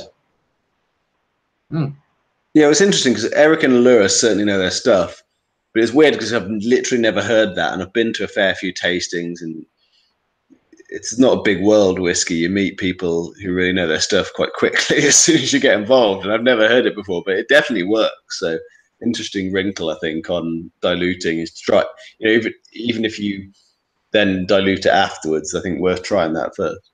I think as well, interestingly enough, this is the first independent bottling of Bruichladdich I've ever tried, because it's usually just their amazing range, because I'm a massive fan of Bruichladdich here. I haven't covered many on the channel, to be fair, but off screen I'm a massive fan of theirs. But to try this, to get the chance to try this, and like you say, Bartels Whiskey is a bit of a local hero. They don't really send their stuff very, very far sprung at all, do they? No, I only know them from through the club that I know you're a member of, Birmingham Whiskey Club, run by Amy Seaton. So I met the guys from Bartels, or I came across them at her festivals first up in Birmingham, and then actually came into them to do with an administrative thing where they had sold their bottling on to someone else and it had been released under a different Indies label. And I was trying to get hold of some information about the duty payments. It's a very boring administrative detail. But then having that conversation with them about that led to me saying, well, could we use your whiskies? And they're great. It's a genuine family-run business, really lovely people there, really supportive. But yeah, they do some really interesting stuff. Like you say, Bruichladdich independent bottlings are hard to come by, especially ones that actually say Bruichladdich on them. And I like putting stuff like that because Bruichladdich is one of the brands that we know we wouldn't get access to because they're a little bit too protective about their brand and the packaging and the liquid, which is, that's their right and fair enough. They put a lot of work in to create the brand and look after the liquid really carefully. But it's fun to kind of be able to get stuff in that's from the distillers, much like with the Clan Denny, Caol who we're going to move on to finally. That yeah, eventually, yeah. I'm still working on Diageo, and I'm talking to people. The wonderful Colin Dunn. Don't know if anyone knows him, but he's their I don't know officially what his role is, other than that he's a brand ambassador and he's like the kind of the granddaddy of all their ambassadors in the UK. But he's pretty convinced his official title is whiskey legend. Yeah, it should be definitely. But he's trying to help me out with finding someone at Diageo to talk to. The problem being there is it's not that they would be unwilling; it's that they're too big. There's just too many people, and there's no one person. So it's kind of working out who to talk to in the first instance. But in the meantime, it's nice to do kind of with companies like Bruichladdich and any Diageo distillery. It's nice to put in that distillery via another route, and obviously indies are interesting in their own right. It's interesting you guys talking about like adding water to whiskey, but I think with a higher strength ABV dram, I think the glass can help as well. Mm-hmm. So I think if you're looking for I quite favour these little. I know I might be shouted down in the whiskey drinking community for it, but the fluted glass when you've got a higher ABV does allow more air into the glass, so that the alcohol is dissipated a little bit, and I think there's room for that as a way of pulling down the ABV a little bit as well. Yeah, without a doubt. And I always find, especially with the Glencairns, I mean, I use them on the channel because at the beginning of I started doing it, I only use tumblers because it's what I drink out of at home. If I'm assessing something, if I'm writing down my tasting notes, whatever, always something like this or a stemmed ISO glass or something like that. But when I'm sitting down and enjoying stuff, I just chuck it in a tumbler and I don't worry too much about what's going on. So I started doing that, but I got so much grief from people from not using a Glencairn glass. It was unreal. So I was just like, it just saved me. Like, I do think the swirl for me is what I love about the Glencairn. Yeah. Just like the bigger. So we're actually just preparing to order. We've ordered a box, which we're preparing to order a box, which is both a presentation box for a Glencairn and allows it to be posted safely. So it's a really cool kind of double-walled box that the people at our box company are like, there's some magician there who is like an origami master or something, and he just like creates these designs for boxes that come flat pack and can be folded into amazing things. So we've got this kind of really cool little gift box that we're putting together, and it's going to very much reflect, if you've got the box there, Vin, you know the barrel theme with the black stripe and the white logo. This one here. Yeah, you need to talk to make it come up. There we go. Yeah. So this is the box, and it's always nicely folded. It's got extra bits inside it. I always think it's very elaborate, actually. Must be a couple of little expenses per box to you, but well, the box, that whole thing costs 64 pence when you buy 2,000 of them. It's actually quite economical. But yeah, hat tip to Ed from Boxmart, who's like, I believe the engineer there who designs all our products. Like, he's an amazing. You just send him some stuff and say, look, I need to put this in here, and this is what needs to happen to it. For example, it needs to be posted or whatever. Like, and then he just creates some amazing like box for it. The smart guy. But yeah, we've got one that we're doing that's very much themed a bit like our subscription box, but just to kind of be as a welcome gift for new subscribers in the future, or to be part of our gift subscriptions, which sell quite well for people's birthdays and Christmas and Father's Day. Yeah. And I was writing some notes. What we've done is put a little on the inside where it folds out, just put a little graphic of a Glencairn, like the outline, and just some shout outs about the design and things like the tulip shape. But the bit about the gently curved bowl for vigorous swirling, and that's definitely the thing I most like about the Glencairn glass, is the way that you can just really get at it with the swirl. Which, if you were doing a tumbler, I'd just be chucking whiskey everywhere. It's funny you mention it as well, because I think it's the keeping people happy bit. And I remember, like, Phil Whiskey Wednesday's just come in, and I'll answer his question in just a minute. Hi, Phil. But his the original presenter of Whiskey Wednesday, Joe, he used to sort of have his Glencairn like this, and he'd be talking about it, and he'd be smashing it around like this, and he used to get comment after comment, week after week, saying, "My God, man, stop smashing it around in your glass and just a gentle swirl." So it's the fine balance of like people not caring and really pissing people off sometimes, which is quite a hard thing in the whiskey world. But yeah, to answer Phil's question, he's asking, he's a bit late. Have I missed much? Don't worry about being late at all, buddy. But we've just covered quite a few drams, actually. I'll go through them quickly. The Arran Malt aged 10 years was first. Then we did the new Highland Park 12-year-old Viking Honour. And then we did the Bunnahabhain 18-year-olds. Then we did a lovely Ardmore 21 Douglas Laing Old Particular. And right now we are on Bartels Whisky, Highland Laird, Bruichladdich 2005, aged 11 years. Try getting that into a title on YouTube and you'll be the king of YouTube. Try getting it on a 38 by 38 mil stick. This has got a really like. I've got to go full nerd with my head because my wife wants to watch the TV and our house is undergoing reworking, so we're literally in one room. But this it's got like a blue cheese like smell or flavor to it on the nose, like or some kind of. It's a really interesting dram because we recently had a good fortune to try a dram of the Bruichladdich Yellow Submarine that was recently released. And because it's a wine that had a winey finish to it, it had a real different kind of a Bruichladdich I had not tasted. And this Bruichladdich again they're a whiskey that just always surprise me in what they taste like. They never seem to have a kind of consistent. It's just really different and interesting. Yeah, it's like what we were talking about at the start about the kind of that one consistent flavour that goes between the Arrans. Bruichladdich is just a constant struggle for me to pin it when I do blind tastings, and every time I get it, I have to know that there's a non-peated Isla in the mix for me to be able to get anywhere close to getting this. And same with Buna, but it's I mean, for me, I do kind of get the blue cheese thing. I mean, I really don't like blue cheese that much. So if I smell a lot of blue cheese, I think I might hate it. But I get what you're saying. This is kind of more of the musty notes. Maybe it's just sticking. It's maybe the salty thing. It's maybe that coastal thing that I'm just describing in a different way, really. Yeah, I get it. Well, they often describe, in tasting notes, they do often describe like a coastal tang, don't they? That's definitely something I've heard about, say, something like Old Pulteney. So that tang is also a word that would definitely be ascribed to some blue cheeses. Yeah, without a doubt.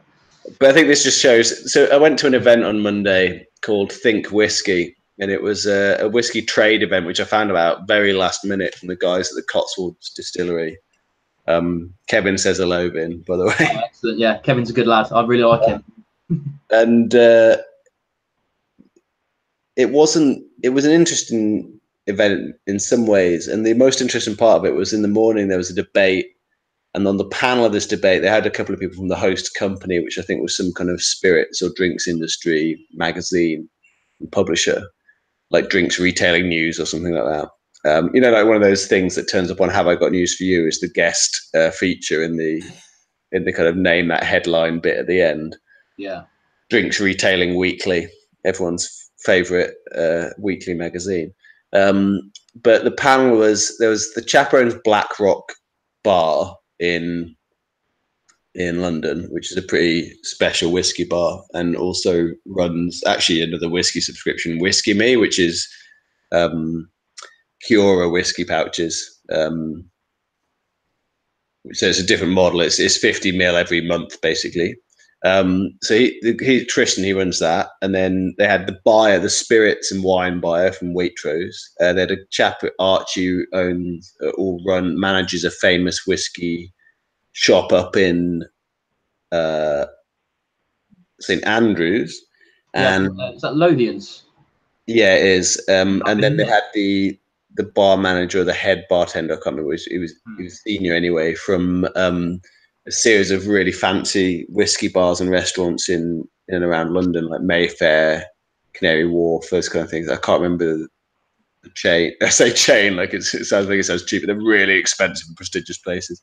But what they were debating, all of the debate in the end ended up around being, because the drinks industry, the whiskey industry in particular, is really interested about getting new people into whiskey, getting young people into it, and just women into it to kind of equalize the balance of men and women. And so much of the conversation was around getting more people involved, and a lot of that comes back to removing barriers to like people being into whiskey. And I think having an earnest tasting session with someone who's like you know, really passionate about it. You talked about evangelism earlier, like Roy's old slogan. But that's a good way to get into whiskey, because most people who are really into it aren't actually pretentious about it. Yeah. But one thing that this debate focused on was tasting notes, and were tasting notes actually helpful? Because they're so subjective that they might as well be meaningless in some cases. And secondly, like, they seem so pretentious, and to someone who's like, is just tasting whiskey and getting into it for the first time, it's like a whole world of things that you don't understand, and it makes you feel out of your depth. That's certainly how I felt, and still sometimes do feel when you read someone's detailed tasting notes. You're like, I can't believe how much nuance they're able to get out of this liquid. So I think it was really interesting. That was for me, the most interesting part of that day was this debate around accessibility of whiskey, and but particularly the question of, do tasting notes help or hinder people learning and getting into whiskey? Yeah, it is interesting because we started up a whiskey club that goes live in September, like next week actually, for our first tasting, and we've decided to blind taste everything. And the reason for it, like you say, Chris, is we get people who say, "Oh, I don't really know whiskey. I don't like whiskey. How am I going to know what to say or who to say it to or whatever?" And in reality, it doesn't matter. It's about enjoyment, isn't it? Like, we do kind of silly tasting notes because we enjoy doing them, but they're nonsense, really. It doesn't really matter what it tastes like as long as you can enjoy it and get something out of it, right? Yeah, without a doubt. Just to answer a few questions coming in, people are surprised about my blue cheese thing, and it's fair. It's fair. I don't like blue cheese, and I'm very aware that I don't like blue cheese, but I do like a lot of French cheese, mostly soft stuff. Brie. I think you're like someone who says they don't like whiskey. You've just not found the right blue cheese yet, then. Yeah, maybe. I think it's the mold that puts me off, because it's the same mold as the blue bit, right? And I'm reluctant to even try it, I guess, but maybe I'll give it a go, like I did with smoky whiskies. Well, it's supposed to pair excellently. This comes from Colin Dunn, whiskey legend himself. I actually asked his advice on what Talisker could buy my uncle. Hello, Uncle Mike. Almost certainly not listening. And he recommended Talisker 57 degrees north, or whatever it's called. Which I think is the cask strength. Well, batch strength, whatever. I can't think of the right term, because obviously it's designed to be exactly 57% ABV. And I think that's also, I want to say, the latitude of Talisker. But Talisker pairs excellently with blue cheese. Yeah, tang and creaminess. So maybe your gateway to blue cheese is whiskey. Yeah, I think that's probably a good idea. You know, I might give it a go, because my wife really loves blue cheese, so we've always got it around. I've got literally no excuse not to try it, so why not? Just another point from the comments as well. Gus has actually offered us some real tasting notes about the dram we're drinking. Heaven forbid. It says, this Bruichladdich is a monster of a dram, so thick and oily, smoked maple, salty bacon with a hint of citrus. Really long finish for an 11-year-old. I think he's got it bang on there, to be fair. That's a well-rounded note for it. Yeah, I agree. Particularly the oily and then the smoked maple salty bacon with a hint of citrus. That bit, and I really like that. Gosh, it is good. It is really good. Fantastic, and especially with water as well. I'm really enjoying that with water, which is something that I don't often say, as most of you know. I don't really have time to cover water on my channel, because I like to keep my videos quite short.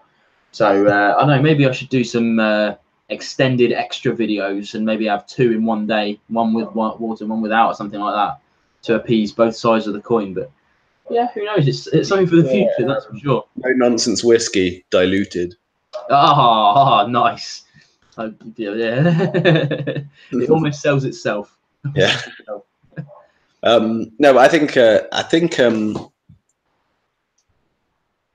I was really impressed by the Douglas Laing Ardmore, the 21-year-old there. Mm-hmm. You know, even on the back of the Bunna, but this might be my favourite of those 3 so far, actually. Because as much as the Arran Malt and the Highland Park are solid, like really solid for their age and their price category. Yeah. For me, the next three are probably a cut above, but this is of the three. This for me might be my favourite.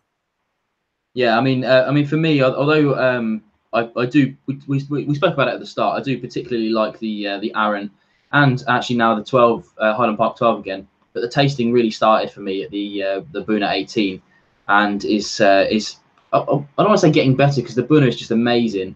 But I really love cask strength whiskey. It's one of my favourite things, and I'm so glad they do it. Welsh Torres just jumped in. We've been covering quite a lot so far, mate. But what we're actually drinking right now is the Bartels whiskey, Bruichladdich 2005. You can't even see that. It chooses when to focus my camera, never when I want it. But that's what we're drinking. But I think we might actually be ready to move on to the last one. I don't know what you guys are thinking. Yeah, much as I have drunk, I did actually pour all of this out into my glass after enjoying the first half so much. Yeah. I've still got a little bit left, but I'm nearly ready. I think for me, this is just an absolute banging example of what you get from indie bottlers that's worth getting. So cask strength definitely brings something to the table, much like the SMWS, their philosophy. Yeah. But to get a Bruichladdich, like you said, it's unusual, and to get it at cask strength and pay, I can't remember, to be honest, what we paid for this or exactly what it cost on their website when they had it out. I think it might all be gone, I'm afraid. But I'm certain it's really good value for what it is. And that's, I think we were talking about the Bunna earlier, the price point, and I noticed one of the chaps from the States said it was about $135. So actually the Bunna you can get for around 100, 105, 110 over here. Yeah. Pounds, obviously. So it is actually on the cheaper end for what we've done as the 6 dram. And it was more there because it's increasingly, so sometimes we kind of play around with the criteria for 6 dram, and it'll be something to do with more how, the Bunna 18 is now only available on allocation when you buy at trade, so you can't get it freely because it's just in such demand and there's not enough of it to go around. But part of the reason that we've slightly tweaked the 6 dram to the lower side of our budget for it is that we've put in the Douglas Laing 21 Ardmore and this cask strength Bartels. So that's another thing about the box is we do balance it. So I think we've done quite well on the core the core drams, because for me I've really enjoyed this Bartels and the Douglas Laing as much as I've enjoyed some of the 6 drams in the past. So yeah, absolutely. And to be fair, if it's a reasonable price, I might have to look at them properly. I've only ever tried one other Bartels whiskey, and that was the big B that was in one of your packs, which was their Indiana bourbon. Really? Yeah, that was quite a young, spicy bourbon, as I remember. It's not as refined as this at all, I don't think. But definitely. Swami's got to go. Multi-Montreal's got to go. Thanks for popping in, Guy. Hopefully you might catch the rest of it another time. And I really do need to catch a live of yours soon, if I can stay awake for the time difference. One day, definitely, I promise. We'll get up early. How are you looking for your glasses? Because I'm eager to move on to this one because I've been nosing it a little bit. Yeah, I poured mine and I've been sniffing it. Yeah, I'm really excited. I'm just pouring it now, so I'm ready to go. So I'm curious about this one. So do you want to know some facts about Denny? Yeah, so, let's hit it with facts. I was excited to. Well, that's just me knocking over all of them. 6 drams in. Lucky that they don't break, folks. So Denny, I was really excited to come across. They don't do much, right? You've probably never heard of them. The reason you've never heard of them is because they're essentially a sub-brand or a sister brand of Douglas Laing. Like you said earlier, Vin, that you're a fan of Douglas Laing through what we've done in the boxes. And you'll have noticed we go back to them again and again because they release every month, sort of. The amount they turn out cask, it's almost as many as the SMWS. And they are all single cask, although the provenance are done at normally about 40, 43. In terms of the strength, but they're just a great way to try loads of different distilleries and get different distilleries into the box that we otherwise might not have access to yet, or might never have access to, depending on who it is. But Denny is a brand name of Douglas McGibbon and Co., which is a sister company to Douglas Laing. So I don't know why they keep it kept separate, why they do it under a separate brand name, but they do seem to have some really interesting bottles. I think we might have had one in the Speyside Spectacular as well. I'm not 100% certain. I don't know if you've got the cards to hand. But I think, again, like much as with the Bruichladdich, an independent Caol is quite a thing. Even if it's only 6 years old, still interesting to try it. And Caol is a distillery we otherwise wouldn't have access to.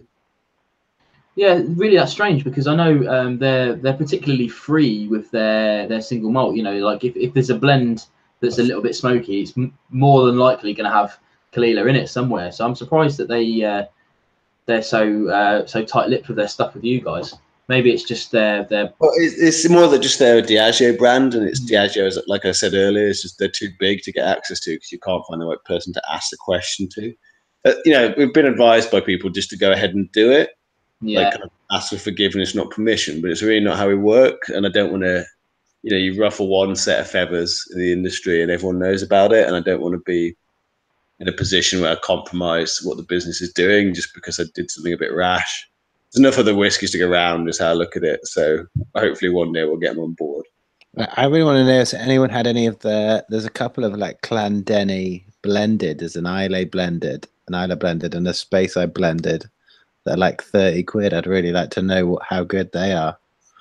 Yeah, I've seen a couple of people who've definitely had some Clandenny stuff. Welsh Toro and I think Whiskey Throttle have definitely had some Clandennys.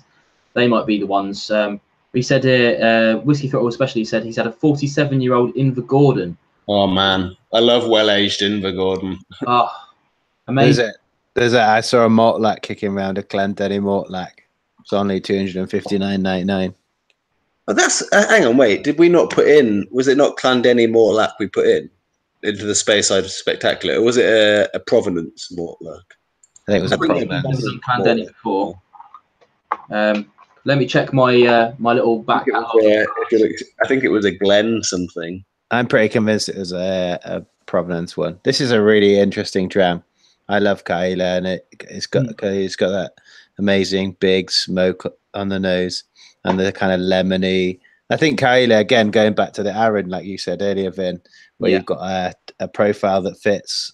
A friend and I went to a tasting a couple of weeks ago that was 7 years of Feshiel, Caol Feshiel, all these different 2011, 2013, 2017. And every single one of them had house style in them, completely single cask whiskey, but all that same kind of citrusy, charcoaly smoke with just a wondrous dram. One of my favourite things to do with peated whiskies is to suggest what stage of a bonfire I think it's at.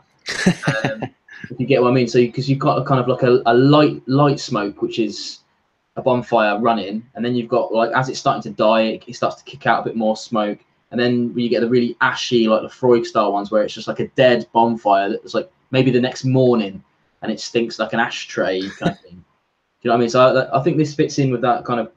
I'd like to know the stage of bonfire that you think this one is. Then. Yeah. So for me, it's like it's had its peak and it's on its way down to dying, but it's not like it's still on fire. That kind of it's light. It's not very in there, but it's sweet as well. So it's almost like you're still cooking your marshmallows in it. You know what I mean? Still enjoying and not being covered in smoke, is that what you're saying? Exactly, yeah. And when it starts dying, it starts kicking out all that horrible black smoke, and that's when you get your Ardbegs and things like that. I've got to say, someone who struggles with peated whiskey sometimes, which I blame our local whiskey club for, because ever since we did Ardmore, one of the really, really peaty Ardmores, I've really struggled. This is delightful. It's really sweet. It's got a beautiful mouthfeel, like it coats the tongue, and all of that sweetness and luxurious texture to it means that the smoke isn't too dominant and isn't what it's all about. Like it complements everything. I actually think it's a really light tasting Caol. It's got that kind of, I don't know what the right word is, like a sherbety floralness.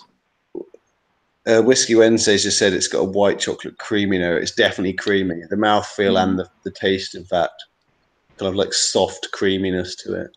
Yeah, definitely. And it's I mean, this might be me just getting used to peat, because now I can drink really heavily peated stuff and be happy about it. But this is very like Rob said, very lightly peated for me. More on the kind of smoky aspect of it rather than peaty. Like it's not a dirty peat. Like you get a dirty peat boggy kind of flavour sometimes. It's definitely not that. It's got a stunning, just for me, the texture of it, the mouthfeel is just stunning. It's so creamy. It's amazing.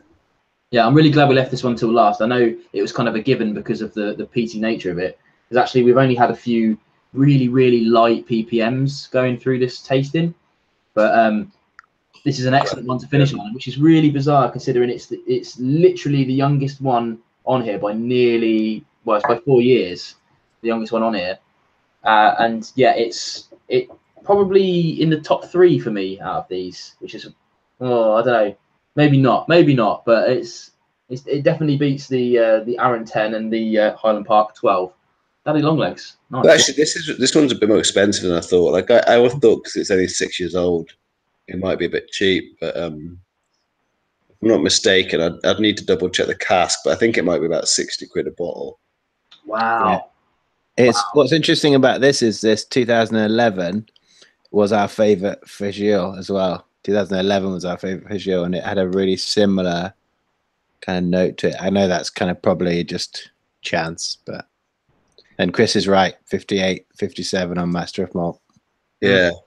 I didn't realize it was that much. I think that explains why the budget in this box is obviously skewed towards the 5 drams rather than the 6 dram. Like we saved that 15 to 25 quid on the 6 dram in order to pack out the main 5. But that's really surprised me because I was kind of not expecting much out of it. And if anyone's wondering why the hell I seem surprised by a whiskey that I chose to put in a box, this is because with some of these, I genuinely have not tried them before they go in the box. I pick the box on the basis of what am I interested to try? Because the theory being, like, I am the avatar for my own customer. Like, my customer are people like me who just want to try a lot of interesting whiskey, and therefore I just pick it. A bit like blind tasting, but like blind picking of whiskies. So we go for variety and balance of types in any number of dimensions. But this has been a great surprise. I was not expecting much from this because I struggle with peat. And I've struggled with Caol and Lagavulins and things like that. Rob will tell you that. But this is beautiful. There's a couple of people in the chat, GoHabs and Eric, talking about the length of my stream. Because usually I go for an hour, but with these guys, I did it the same last time, just me and Chris actually. And we decided we'll do 2 hours because that means that we can spread the drams out over 2 hours like a normal tasting. If you do a face-to-face tasting with 5 or 6 drams, it's nearly always 2 hours long because a lot of these are relatively high ABVs. That's the only reason. So yeah, this is planned to be a 2-hour stream. Don't worry, you won't see 2 hours of me every time I do a live stream. When I do these boxes, I will. I think something that's interesting about this is that it's at 48%. Now, I'm assuming that's not cask strength after 6 years. So they've obviously chosen to do it. They've tested that, and I think they've nailed it. Like yeah. I don't know. It'd be interesting when it was like stronger, but I'm not certain what benefit you get from that because it's really well balanced at the ABV it is. But I do think that if you put it down to 43 or 40, you'd probably be missing a bit of that feel that you're getting because inevitably you'd be diluting down the texture as well. I think there's the pepper in it. It's that kind of spiciness that you'd lose, I think. Definitely. I think it's one of those things I say a lot on my channel when I'm doing a 40%er or even maybe sometimes a 43. And I'll say this thing really could benefit from having a little higher ABV. And I think they've kind of cheaped out a little bit by making it 40. This, I don't want it any higher or any lower because I'm worried that they'll ruin it. If it pushed into 50s, I'm worried that I'll just get punched in the face by ABV instead of really enjoying it. And if it's any weaker, I'm really worried that it'll... Because you know how sometimes you get like a 40% and it literally just tastes like flavoured water. This, like I said, I think it's been perfectly bottled and perfectly watered down to its 48. It's definitely not a cask strength, but I have no complaints about it whatsoever. And I'm glad you told me the price of it, but also not glad because you're south of 50 and you could buy one. Yeah, definitely. Well, I could order a case for you if you want. A bit cheaper. Yeah, definitely. I think it's I'm a bit gutted that it's so expensive, but I can honestly say that in a blind tasting situation without knowing its cost, I would say it's worth it because you're not going to try stuff like this very often, are you? You know, you're not going to get a like this Clan Denny thing. You're not going to see it much I've never heard of it before I saw it on this box. Hang on, I'm just looking at what we paid for it. So yeah, it's saying RRP online that there's only just over 400 bottles of this though, so they're all kind of small run things. It's not massive. It's probably why we haven't seen a lot of it. The genuine single cask, probably. Mm-hmm. I think I've got my price thing up here. I have a little tool spreadsheet. So it is 60 RRP. I've got noted down. We paid £37.50, excluding VAT. Okay, yeah. So actually, when you add a fifth onto that, you're talking about £7.50. So we paid about £45 for it, which is typical. Like, so the trade discount versus RP being about 25%. So better than some other avenues, but still not. So if we can get 5 people who are interested in a bottle, I'll order a case and just send them out. I almost guarantee you will. It, Vin. Yeah, I mean, I'll definitely, like, for £45 a bottle, I could easily get behind that. No problem at all. Well, it's interesting actually you talk about this. So one thing I'd really like to do with the Dram Team, I'd be interested in what people in the comments say about this. I'd like to do it. I was talking to someone about it at the Bristol Whiskey Festival recently. I think it was John, who's Scotch and Sci-Fi. So I'm sure some of the guys here know Scotch and Sci-Fi. It's John Webb. He's a delightful man, one of the most delightful men in whiskey, and it's a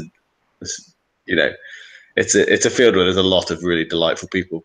But talking about this, I'd like to do a bottle shop because we have some great buying prices on some of these, like Douglas Laing. Their discounts against retail are great. Boutique, their stuff is very good value against retail.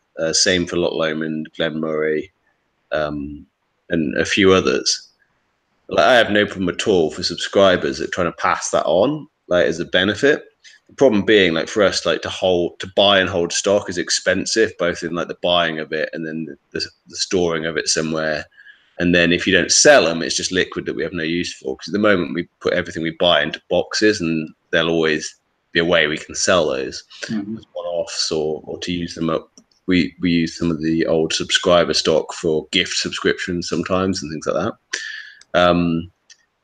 I think it's something I'd like to be able to do. It's just that it's a difficult thing to set up logistically. But I think if there's the odd thing that we really like this, like, okay, look, we just need 6 people and I'll order a case and we'll split it out, because you would be getting a £60 bottle of whiskey for £45 plus it being delivered. And if you're someone like Stuart, who's a subscriber, we can pop it in with your whiskies. So that is one thing I'd like to do for the Dram Team in the future, is a bottle shop where basically we're offering it essentially at cost, and it's just a perk of being a subscriber.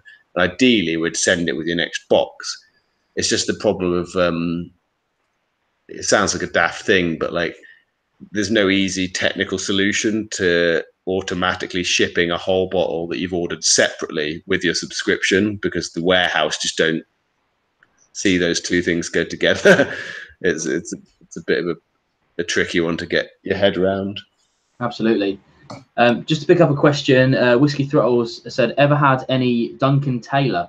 I personally haven't. I don't know about you guys, if you ever hit any Duncan Taylor indie bottlings. What about you, Rob? No, I'm now searching up Duncan Taylor rums. Oh, okay. I haven't had a Duncan Taylor. I'm trying to. Yeah, I might have. It would be one of those things where it might have slipped through the net, but yeah, because that's often the thing, isn't it? Once you've been drinking whiskey, but drinking it kind of amateurishly, professionally, they do tend to slip through, because there's so many. That's one of the reasons why I started this YouTube channel, was to kind of document my journey. I've never pretended to be any kind of expert, so it's just to remember. I thought I recognised the name. Sorry, we've had Black Bull on our website. We've had some of their, I think it's an aged blended whiskey, but I think that might actually have been the one of the 10 reviews that Tom wrote. So that's why it's not gone. Were they not the ones you asked for a sample and they sent you a whole bottle or something? No, they weren't. Well, that's only happened to me one time, when I got the TX blended and the TX bourbon from Texas. And I just emailed them and said, look, I'm dying to try your stuff in the UK. Can I have some samples? And they said, sure. And then this big old box turned up full of little styrofoam things, and I've got a bottle of them, which was amazing. I couldn't believe that. That's the only time I've ever been sent a whole bottle from anybody. So I love that. Yeah, we had a similar experience with a Scotch distillery, a Speyside distillery, who sent us an entire bottle. We were like, Was it wow, Abercrombie? this is amazing. Yeah. No, I thought they were an Island whiskey, Chris.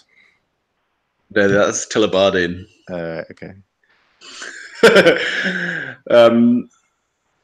I think I just want to come back to this dram because it's really incredible. Like, I can't believe how much I'm enjoying this. I've really struggled. I've tried the Caol 2013 Fish Eel, whatever that festival's called, release that Rob loves. Not fish eel. It's I know that's what you and Simon call it. And I don't remember being anything except whelmed by it, neither under nor over, just whelmed. But this is like really excellent, and that's quite a revelation for me because I don't normally enjoy Caol this much at all.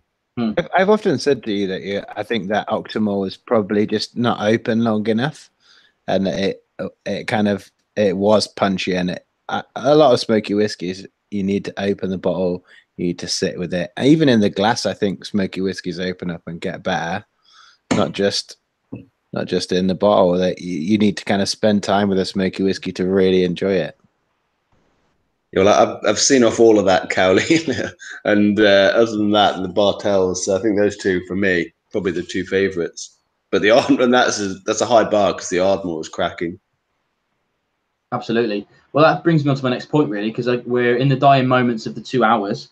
So we've had 6 drams tonight, and dare I venture, would you rank them in order about which ones you thought were your favourites? Maybe pick a top 3 out of them if you can. I've got 4 that I would definitely pick as my top 4, but I'd have to really, really decide which one I would knock out of that because there's some amazing whiskies in there. Do you want to go Rob or shall I? I think I'm going to stick with the Bunner. The Bunner as my number 1. I just love a Bunner. There's just something about it that sits really well with me. I thought the Caol was great. The Ardmore great. The Bruichladdich was one of those ones where I'd like to drink it again just to see. It kind of hit my I'm not sure space. Mm-hmm. So I think if I have to, they're my top 4, and I'd if I was forced to, I'd get rid of the Bruichladdich. Okay, yeah, I think that's fair. For me, I would go again. I'll agree with you. The Bunner 18 is just an absolutely fabulous whiskey. It can't compete. The other ones can't compete with it because the age of them really fights it. I think the 18 is just perfect. But for me, it kills me. But I think I'd have to get rid of the old particular Ardmore 21 and then have the Bruichladdich because of I love cask strength whiskey, and then have the Caol 6-year-old third. But that's a really tough choice for me, to be fair. Really tough. Yeah, I think it is. I think I'm actually like. I mean, I say this every month or whenever we talk about it, but I think it's whenever you ask me what's in the box this month, like that's a really strong lineup this month. But this one has been probably in some ways perhaps because we balanced the box against the 6 dram a bit more. But I'd say so. Someone in the comments said, "Dom, hi Dom." He's mentioned he's on Glenfiddich 12 tonight. So for me, like Highland Park and the Arran, they really fill that space of like being a super solid entry level age statement, like Glenfiddich 12. Like I love Glenfiddich 12. It's like whiskey appetizer. But much as they're solid for their price point and their age, like the other, well, I say age because we've just really enjoyed that 6-year-old. But the top 4, same as you guys. I think I'd normally put the Bunner 18 at the top, but because I was expecting it to be good and I knew I liked it, like it surprised me less. So I think there's a thing of being overrated or being surprised. And I was most surprised by the Caol. And I really, so in terms of what I enjoyed most tonight, for me, it was the Caol, then the Bruichladdich, and then the Bunner. Wow, With the Ardmore, really solid 4th. But they were all excellent. I'd probably own a bottle of all of those, to be honest. Yeah, and to be fair, even the Highland Park 12 and the Arran 10, they kind of got a bit swallowed up with the awesomeness of the rest of them a little bit, but they're not to be forgotten by any stretch. Yeah, I'd second that. Highland Park 12 really surprised me again. I thought it was really nice dram, and for the price that you get it, sometimes top work. Absolutely. Right, so I think we should wind up, gents. If you want to just give one final reminder for everyone what you guys do. We'll start with Chris. Give us a lovely little rundown of the Dram Team. Yeah, so what we do is put tonight's tasting in a box every month. That's basically it. That was the aim. So 6 whiskies that I want to drink each month, and hopefully other people want to drink as well. That's the principle. So thank you very much for having us, Vin. It's been great. If you want to check us out, we're on thedramteam.co.uk. I think we're at the Dram Team on Twitter, and then on Instagram and Facebook as well. You'll find us there. Definitely, and I'll make sure once this has been uploaded properly, I'll add into the description links to you and to Rob's stuff. But Rob, yeah, if you want to tell us a quick little bit about what you guys are doing. Yeah, well, I'm Rob. I run The Real Dram, so www.therealdram.com. We do whiskey reviews there, but also starting to run if anyone is UK based, especially Bristol based, we're starting to run bristolwhiskey.com and doing monthly tasting events that we hope will be like this, but in real life, where we all get in the same room. So hopefully it'll be lots of fun. A bit mysterious because it'll all be blind tasted drams, so hopefully it'll be good for those people who are kind of whiskey curious and keen to come along. So thanks for featuring us. Enjoyed it. It's been a lot of fun. Yeah, no problem at all. And in case anybody doesn't know me for whatever reason, I'm Vin at Nonsense Whisky, and I do videos every Monday and Thursday right now, plus a couple of live streams like this in between. And I make very short, not like this videos regularly, and hopefully I'm going to do more live streams just like this. I'm thinking maybe if you guys are enjoying these Dram Team boxes, I get these every month. I'd be more than happy to see about getting Chris on a bit more often than twice a year. But yeah, thanks everyone for joining me.